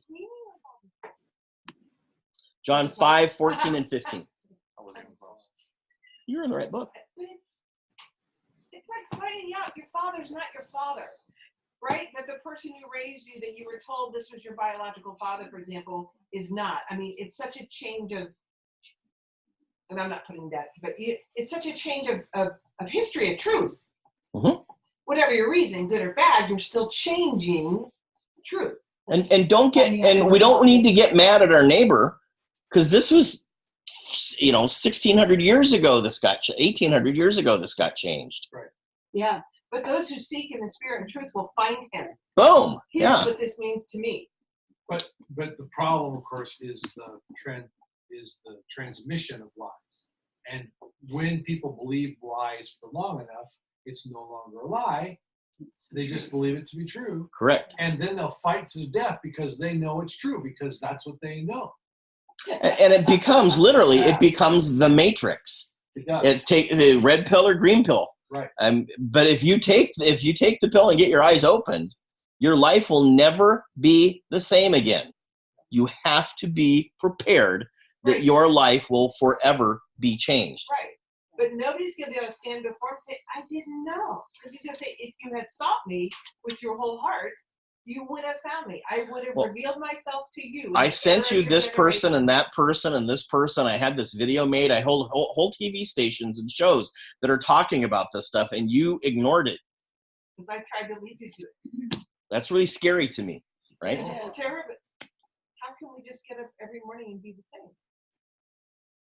This is the whole point. So I used to read Acts chapter 2 and I'd be like, these people's lives are just radically transformed. Why is that not going on in the church today? That's what I want. I want radical transformation in my life, and I got it. It hurt like hell. Yeah. That's why why it's not going on in the church, because they don't want that kind of. They don't want to change. They don't want that. Unhappy change. people want time. They want certainty, Well, and they don't which want is the a change. Greek. The whole thing of the Greek worldview comes down to certainty. No, those who profess themselves to be wise have become foolish. Mm-hmm. Again, Including myself. Greek wisdom, a little bit different than Hebraic wisdom, right? Night and day. So the Greeks search for harmony. Night and day. Hebrews seek for peace. There's a difference. Yes, there is. So at the zenith of the karate school, when it was just going gangbusters, on my day planner, I had 107 out of 114 hours scheduled in my week. And that was all good stuff. There was family time in there. There was church time in there. All these I had scheduled, and I figured out how to have harmony with all of this stuff. And I could do it all. It wasn't very peaceful. I had no peace, though. So the question is, so again, from a Greek point of view, I hit the epitome. This was great. I was doing it all. But I had no peace. I decided to trade peace for harmony. Now I have no certainty in my life. God might send me who knows where next week, right? But But I got a lot of peace about it. that's the important part. Yeah. Like Yeshua was talking to Martha and what's it, Mary? That she has chosen the better part. Mm-hmm. Mm-hmm. Well, there's a It was peace not offering, doing not a it. harmony offering. Yeah. Yeah. What's it doing? Oh. He's sitting and listening. Well, again, in the Psalms, he says, I'll make a table for you in the midst of your enemies. He doesn't say I'll get rid of your enemies. Right. He's just going to give you peace while all hell breaks loose around you. There's a difference, right? Okay. So Hanukkah traditions. Warning, Will Robinson, warning. Matthew 15 tells us to be careful of traditions. So it's only okay if they don't trump a commandment, right? Okay. Or become a commandment. Or become a commandment. Yeah, absolutely. Okay. So let's talk about this guy. 7, The one you 9. circumcised. Yes. We will talk about that too. All right. So technically, this has 7 candle spots on it. Okay. So this would be a menorah. Okay. It used to have 2 more that stuck out here. I went to the congregation's local Moel, and he circumcised those for me. And so now, instead of 9, there are 7. Okay? So if there are 9, we call that a Chanukkah. Okay? Now, this is where things, wisdom comes from. Oh, there's a, yes, very good. Oops. Oh, culture war. Okay. So, okay. So you can see, so we got 4 on each side here with the shamash, the servant candle in the center, right? It's the one that's used to light the others. Okay. In the menorah, we've got a total of 7, 3 on each side of the shamash. All right. So when I first went down this road, zeal definitely overcame me. And zeal and wisdom aren't always on the same track, okay? Because I would definitely do things differently today, knowing what I know today than how I handled things then. And many of the books that I read early on gave me a lot of wrong information, okay? One of them I've talked a lot about is Hislop's book. He was a Scottish minister, and he traced, absolutely every pagan little thing in the world, back to Nimrod and Semiramis. And no one would read his, no scholar would even look at his book today. Okay, it's so poorly written and historically inaccurate. The references are all wrong. All these different things. And so again, I was listening to lots of people and getting lots of not necessarily good advice, right? And so when I looked at the menorah and Hanukkah, I saw this as the Jews just taking Christmas. So this is a tree. So with the Hanukkah, they get a tree too. And they do 8 days of giving, just like the Christmas do. Yeah, it's a Hanukkah bush, right? Okay. So they do 8 days of giving. So they put up lights now, right? They're just doing the same thing that Christmas is. And I saw it as them taking that. And so for the last 2 weeks, this is the only thing I've studied for 2 weeks is Hanukkah and the menorah. And I've come to a completely different place now with maybe a little bit more wisdom and age, right? So we want to look at kind of how the Hanukkah developed, okay? So in the Talmud, Menachot 28b, it states that it is prohibited to use a 7-lamp menorah outside of the temple in the Talmud. Right, okay? The Hanukkah menorah, the Hanukkah, therefore has 8 main branches, plus the raised 9th lamp as part of the Shamash servant light, which is used to kindle the other lights. This type of menorah is called the Hanukkah in modern Hebrew. Talked about the servant candle. Okay, so when they light the Hanukkah, okay, there's a set of blessings that go with this, prayers, okay? So typically there are 3 blessings, or berachot, are recited during the 8-day festival. On the first night of Hanukkah, the Jews recite all 3 blessings. On all subsequent nights, they recite only the first 2. The blessings are said before the candles are lit. On the first night of Hanukkah, 1 light, candle, lamp, or electric, is lit on the right side of the menorah. On the following night, the second light is placed to the left of the first, and it is lit first proceeding from left to right, and so on. So they got a bunch of rules about this, right? Very Greek thing. Okay, so here's the first blessing, recited all 8 nights, just prior to the lighting of candles. Baruch atah Adonai Eloheinu melech haolam. We okay with that? Mm-hmm. Right?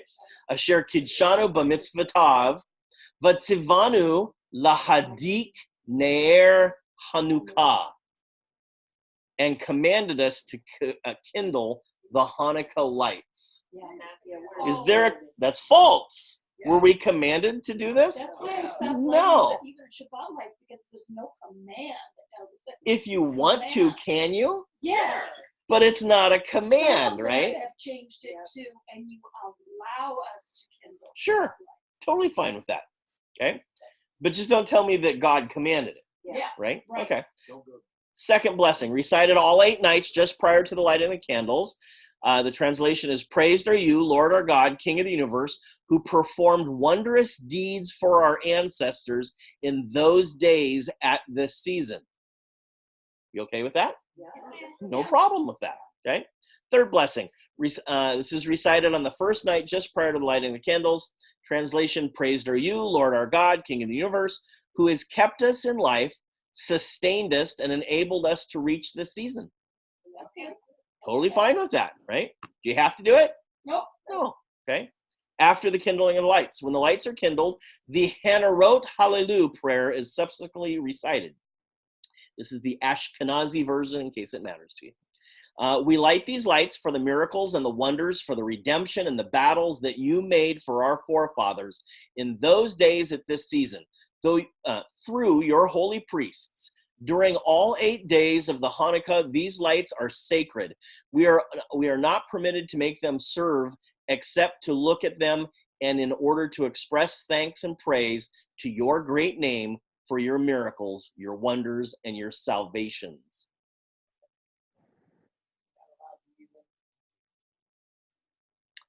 So what they're saying is that, so again, you're not supposed to light you're not supposed to kindle a fire. So they're saying this is ministry, it's not secular. All right, so that's why we can do it. Yeah. Again, it's not a huge deal to me. You do want to take note that it's your wonders and your salvations. What would be the root word for salvation? Yeshua. Interesting. Hanukkah song, Maoz Sur, is sung. Each night immediately after the lighting of candles, while remaining and staring at the candles, Ashkenazim, and in recent decades, some Sephardim, then usually sing the following hymn written in medieval Ashkenaz Germany. Okay, yep, they're back. Okay, so stanza 1. O mighty stronghold of my salvation, to praise you is a delight. Restore my house of prayer, and there will be there we will bring a thanksgiving offering. When you have prepared the slaughter for the blaspheming foe, then I shall complete with a song of him the dedication of the altar. So this stanza pleads for the reestablishment of the temple worship. It praises God as the stronghold of our salvation, who has always come to our aid. He will take vengeance on his enemies and restore the temple as a house of prayer for all nations. Any problem with that? No. My soul has been sated with troubles. My strength has been consumed with grief. They have embittered my life with hardship, with the calf-like kingdom's bondage. But with his great power, he brought forth the treasured ones. Pharaoh's army and all his offspring went down like a stone into the deep. Any issue there? Recount what happened with Pharaoh, right? As they often like to do. Stanza 3. To the holy abode of his word he brought me, but there too I had no rest, and an oppressor came and exiled me. For I had served aliens and had drunk benumbing wine. Scarcely had I departed. At Babylon's end, Zerubbabel came, and at the end of 70 years, I was saved. Just recounting history. To sever the towering cypress sought the Agagite, son of Hammedatha, but it became a snare and stumbling block to him. And his arrogance was stilled. The head of the Benjamite you lifted, and the enemy, his name you obliterated. His numerous progeny, his possessions, on the gallows you hanged. Oh, that's Purim, right? Okay. Again, there's a Messiah, anti-Messiah thing. It's a song. Yeah. You know, like the Grapes of Wrath, those kind of songs, right? So the Greeks gathered against me. Then in Hasmonean days, they breached the walls of my towers, and they defiled all the oils. And from one remnant of the flasks, a miracle was wrought for the roses. Men of insight, 8 days established for song and jubilation. What was the ant in that one? Yeah, so the miracle wasn't the oil. No. Right? Okay, so again, don't sing stanza 5. Stanza 6. Bear your holy arm and hasten the end for salvation. Avenge the vengeance of your servant's blood from the wicked nation. For the triumph is too long delayed for us, and there is no end to days of evil. Repel the red one in the nethermost shadow, and establish for us the 7 shepherds. Any problem there? It's kind of anti-Native American. Yeah, we'd want to find out who those 7 shepherds are, right? 7 kings, maybe. Okay. So placing the Hanukkah in the window is the kind of the tradition, right? So that you're part of being that city on a hill, that people see your light shining, right? It's a physical manifestation. The light we really want them to see is what's going on in here, right? Okay. Continue with traditions for a minute. Exactly. Yeah. Well, I so, didn't know, and then the neighbors Yeah, at the people are mailbox like, would go, I I didn't know you would Jewish. do it. I thought you were Jewish. I'm like, no. what a great time to have a conversation, Yeah. right? They ask. That's what we should Okay. call our tracks, right? Well, that's just like my Yeah. parents. Give them a tract then. Yes, that'll help. That's like my caregiver. She says, well, I don't know anything about Judaism, so I'm not going to Well, then criticize you don't have your, I you don't know don't much have about apparently. Judaism either. I said, but Judaism and being Torah observant are two completely different things. She goes, oh, well, Mhm. see? I don't know anything. Well, again, so we never talked about this in church. Mhm.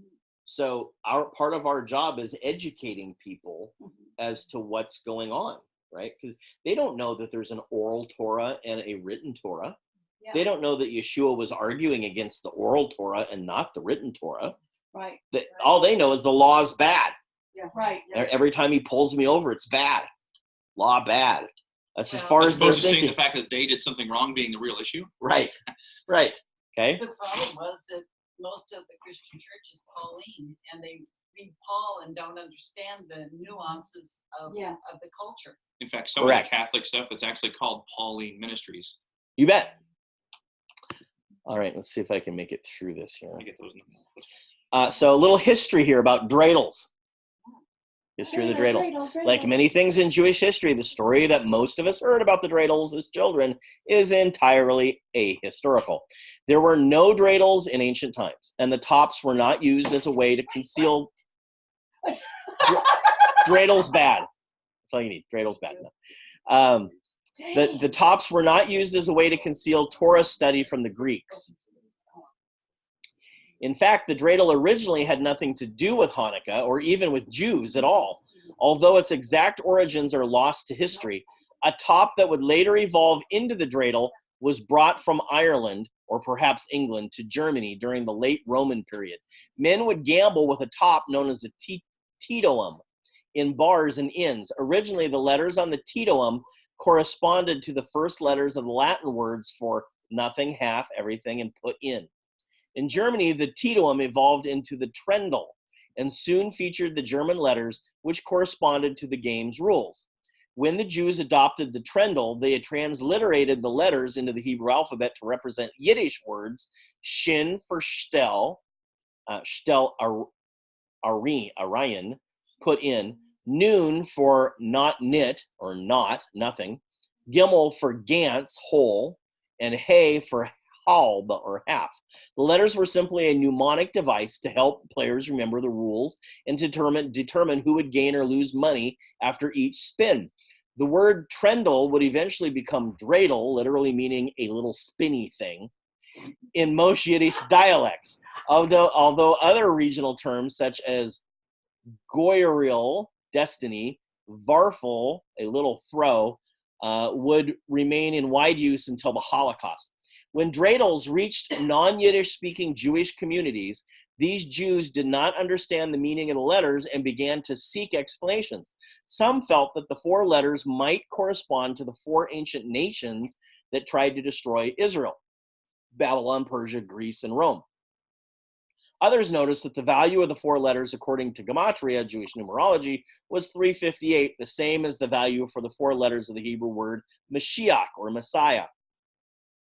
Neither explanation became as popular, however, as the explanation that the four letters were the abbreviation of the Hebrew words Nes Gadol Haya Sham, a great miracle happened there. Unless you're in Israel, and then it would say Nes Gadol Haya Po, a great miracle happened here. Okay, and it's really tough to buy the Po ones here in America. I've been trying. Okay, so let me go next. So, dreidel rules, we don't need that yet. Don't need that. All right, so why fried foods? So common on Hanukkah, we would have deep fried jelly donuts, latkes, potato pancakes. Anything oil. Because it's the oil, right? Yeah. So what they're trying to do is they're saying it's about the oil in the altar. And so we're going to have food. We're going to have food with olive oil in it, right? They're trying to make it tangible and touchable, right? So in the church, we said that that, Christmas is we consistently say that Jesus is the light of the world. So what do we put on our house? Lights. There's no difference. Okay. Family and friends, you invite people over and you celebrate alongside you. Food is a great conversation starter, right? And then you get to let others see how awesome your L is. Wait, we have to do Christmas? No. Wait, that's what you took from that? So whatever traditions you pick, I don't care, Amen. right? Yeah. As long as they don't trump a commandment. You can do whatever you want for it because it's mishteh, not moedim, right? Right. Just don't forget to teach about the greatest miracle is Yeshua delivering us from sin and death. That's the miracle, right? And they just want to focus on being born. And there is a day coming when he will rule on the earth and there will no longer be sin and death and suffering. And Christmas. That's Christmas. And that's a great thing to look forward to, right? Okay. So how are we on time? Oh, perfect. So we need to talk about the Transformers. Robots in the sky. Robots in disguise, right? Yeah. So they have a lot to do with Hanukkah. Do you need the theme song? See, you do learn You're okay. something Sure, new. Okay. Amy wants the theme song. Oh. Oh, what happened? You can only hope. It's bad. No, it's wrong. No, it's Beethoven.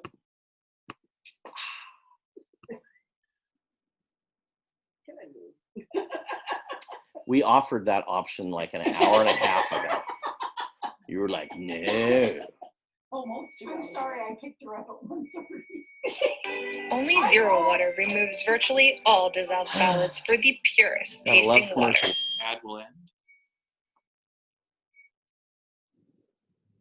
Talk to you later.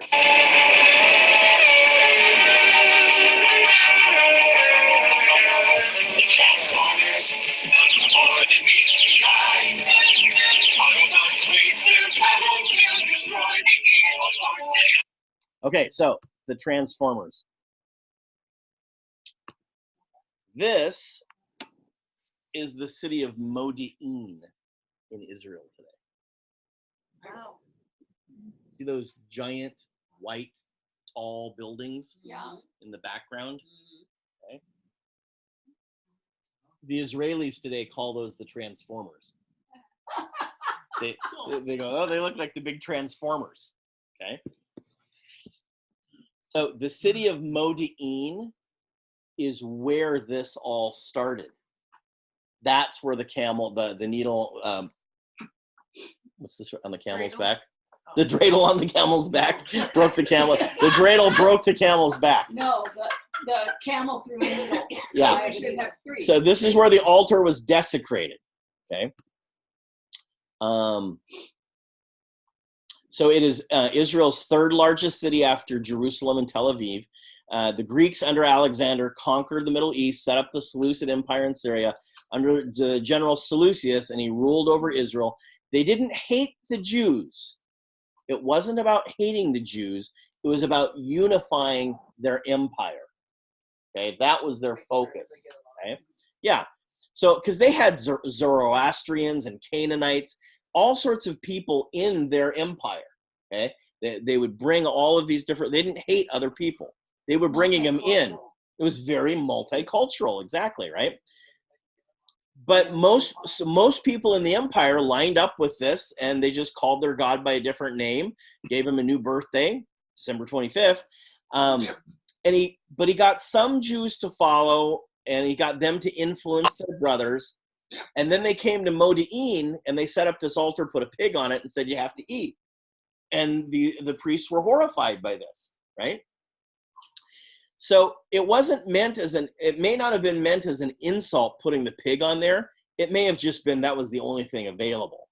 We don't actually know that as part of the story.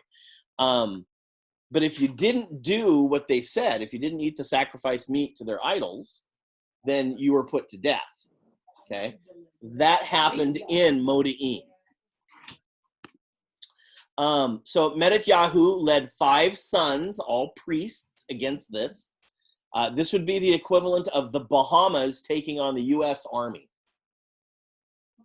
Okay? Not going to win, right? Bahamas isn't going to win against the United States, okay?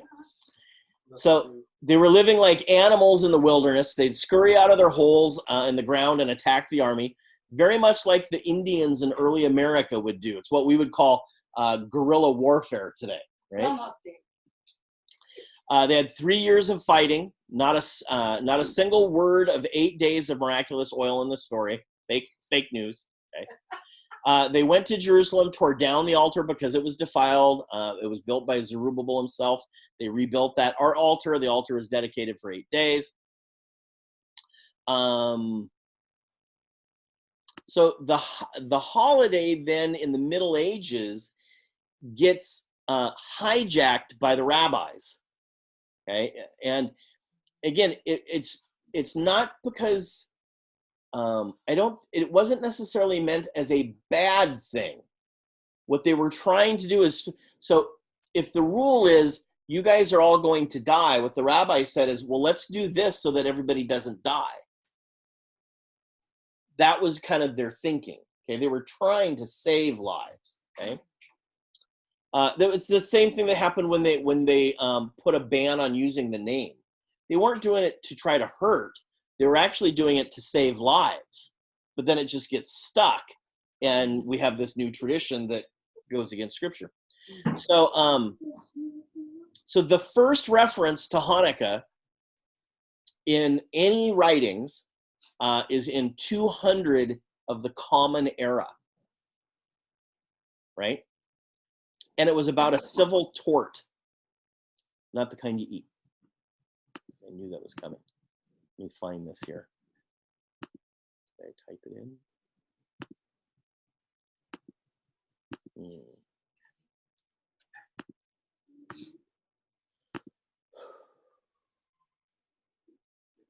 a second. I must have typed it.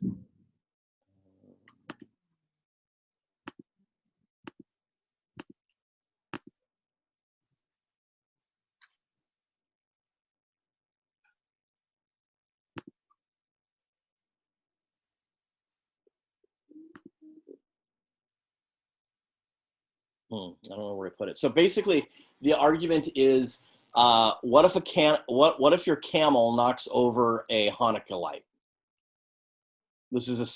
So again, you have to take civil torts from today. Like my car ran into your shop window, and we have a lawsuit or something. You have to put it into old school, right? So what if your camel knocks over my Hanukkah light? Okay, whose fault is it? Right? So that's the first ever mention of Hanukkah in the Talmud is about knocking over a light. Okay, calm down over there. All right, so if I asked you guys to name the 12 apostles, do you think we could come up with it? Okay.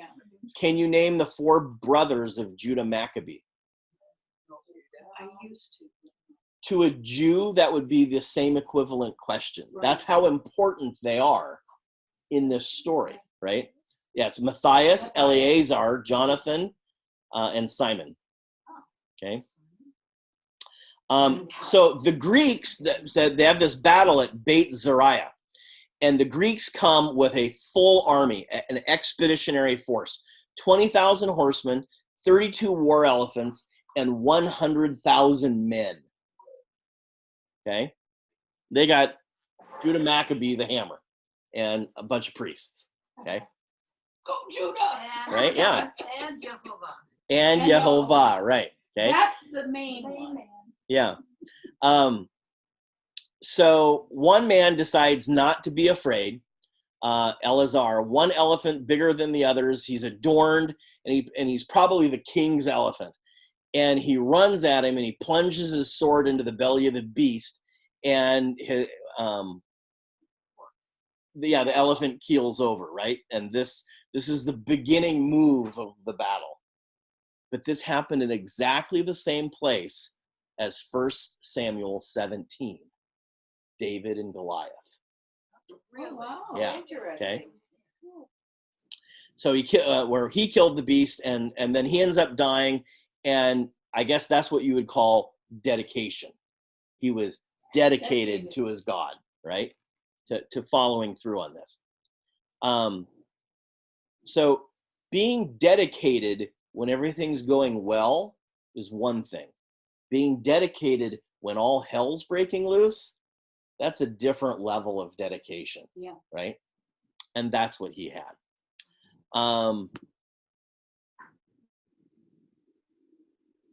So Antiochus makes this law that you can't use God's name.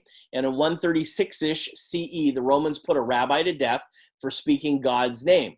Why don't they want him to use God's name? Because it implies their God is false. See, they want one God over everything, and that unifies everybody. And so if you bring this other thing all the time, then people will question it maybe, right? So there's this guy, Hanina ben Teradion, was his name, Babylonian Talmud, Avodah Zarah 18a. He took hold of him, wrapped him in a Torah scroll, surrounded him in bundles of branches, and set him on fire because of this. You can go to his mausoleum in Israel today. This is very similar to how Stephen responded in Acts chapter 6 and 7. He wouldn't give up on his belief about God, right?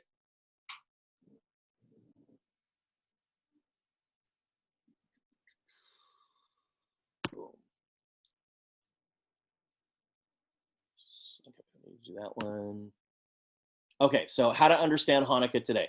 Today we celebrate a Greek Hanukkah.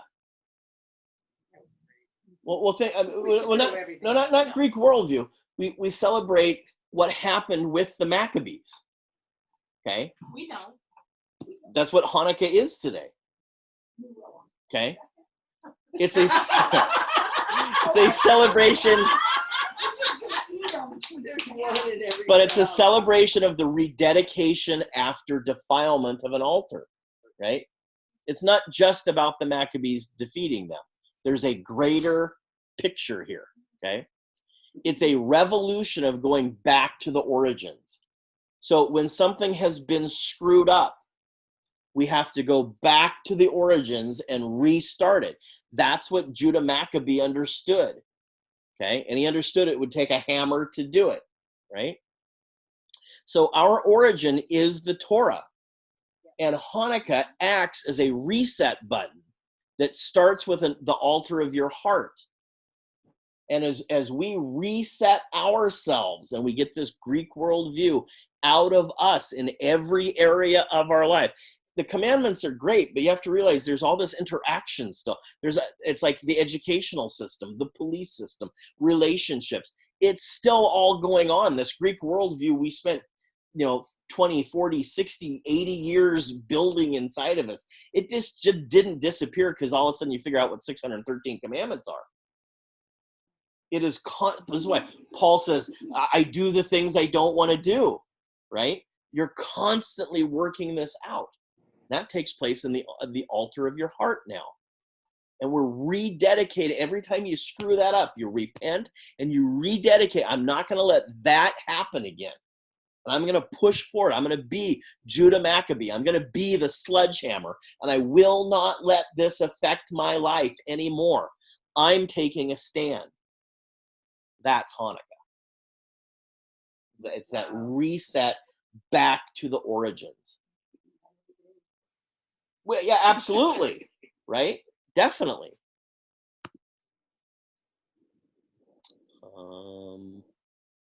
Okay. A new commitment every year. Yeah. And it's in the I will continue to learn and unlearn more. I will continue to unlearn what I learned that was false. I will commit to learning new and unlearning old. Absolutely. Okay. And again, we talked about someone mentioned this earlier. Yeshua was born on the first day of Tabernacles. He was conceived at Hanukkah. He literally was the light of the world brought into a dark place. Hanukkah is in the middle in the winter when it's dark and cold and damp. The idea of getting up, you get up and it's dark already. But it's right at the solstice because the sun comes back. Yeah, it's gonna. We have hope. The sun's coming back, right? Okay, so now here's the piece, here's the prophetic understanding I want you to see about the Hanukkah, Hanukkah, okay? And again, this goes back to that wisdom and zeal thing that I didn't understand, okay? So I saw Torah. I saw 5 books, and a menorah has 7 candlesticks on it, period. So I go to the Moel and I say, cut those off. Now I had to order a new Hanukkah, a new Hanukkah in, right? And here's why I ordered a new one. This is Zechariah chapter 4. And the angel who talked with me came again and woke me like a man who is awakened out of his sleep. And he said to me, what do you see? I said, I see and behold a lampstand, all of gold with a bowl on top of it and 7 large lamps on it and 7 lips on each of the lamps that are on top of it. And there are 2 olive trees by it.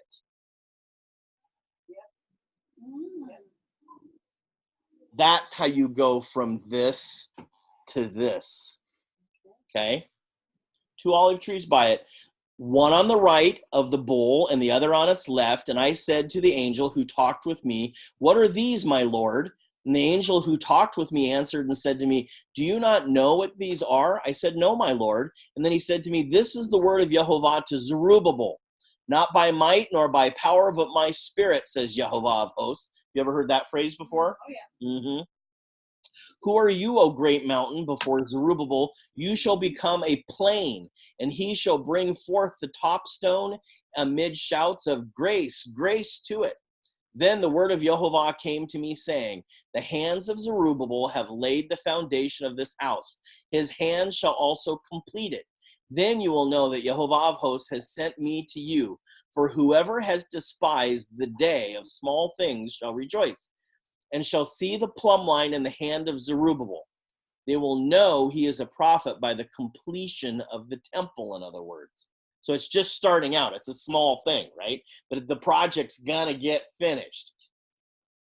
These 7, what 7? These 7. These 7 are the eyes of Yehovah, which range throughout the whole earth.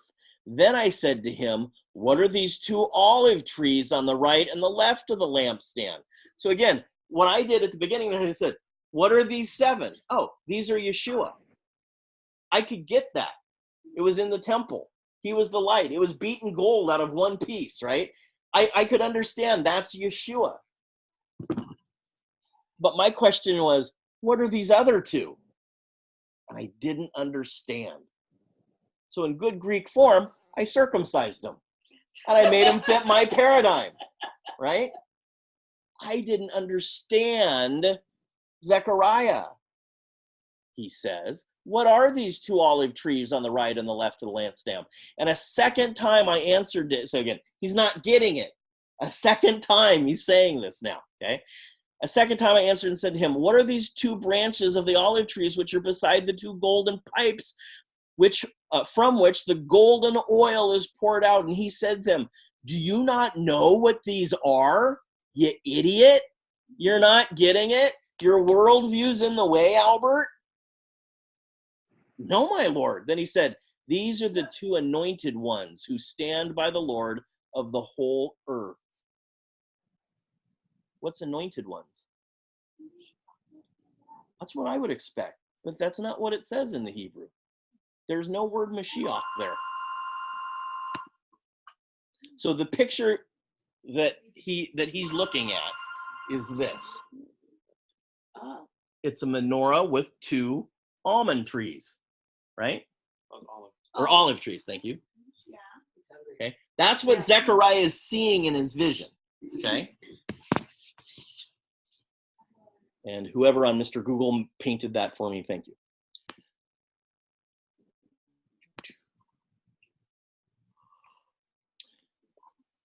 So this not by might, not by power. So in other words, Zerubbabel, you can't do this. You don't have the power to do what's going to take place. You, sir, do not have the power to bring these 2 olive trees next to you Only Messiah has the power to do that. Ezekiel 30.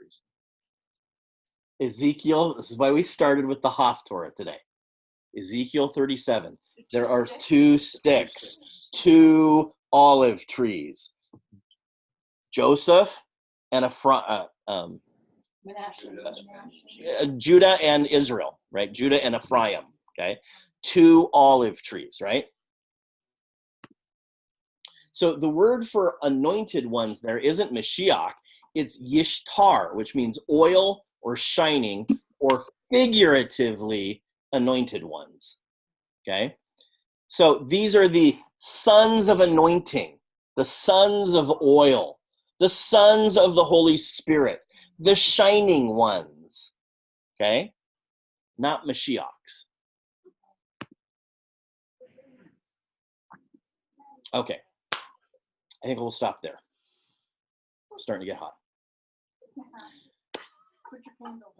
Yeah, it's too much heat over here, right? Yeah. All right. So that was a huge download today. I haven't been doing giant one. I've been trying to cut them shorter. So apologize it's so long, but not really. Because I think this is really good for us, okay? Especially as we were talking about doing Hanukkah coming up and stuff like that. I want you to see Hanukkah in a new light, okay? That just was like totally natural. I didn't even plan that. So what I want you to see Hanukkah as is it might be that bridge. Okay, so you have to have this in the middle, right? But this will appeal to both houses in time. Okay? So I thought this appealed only to one house. Now I see it as appealing to both houses. Okay? That actually both houses can say, he's the light of the world. Right? And we can all dedicate ourselves to our Father and agree about getting rid of sin, right? And thank Yeshua for that, right? For what he did on the cross. So I see this as a much more unifying thing than I used to. Purim would be the same thing. There are prophetic fulfillments of this too, in terms of anti-Messiah and stuff like that also, okay? So I hope you enjoyed that. I hope you got something out of it.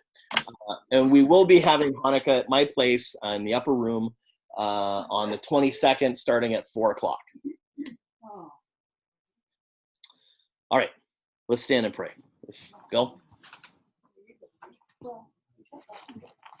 What does it bring? Sweet food? Fried food. You can bring whatever you want. Sour cream. Applesauce. You fried applesauce? No, that's for the audience. Blessed are you, Yehovah, our Father and our King. Father, we stand before you, thanking you that you hear our prayers, that you answer our prayers and give us understanding. May you bless us with wisdom. May you bless us with understanding. May you bless us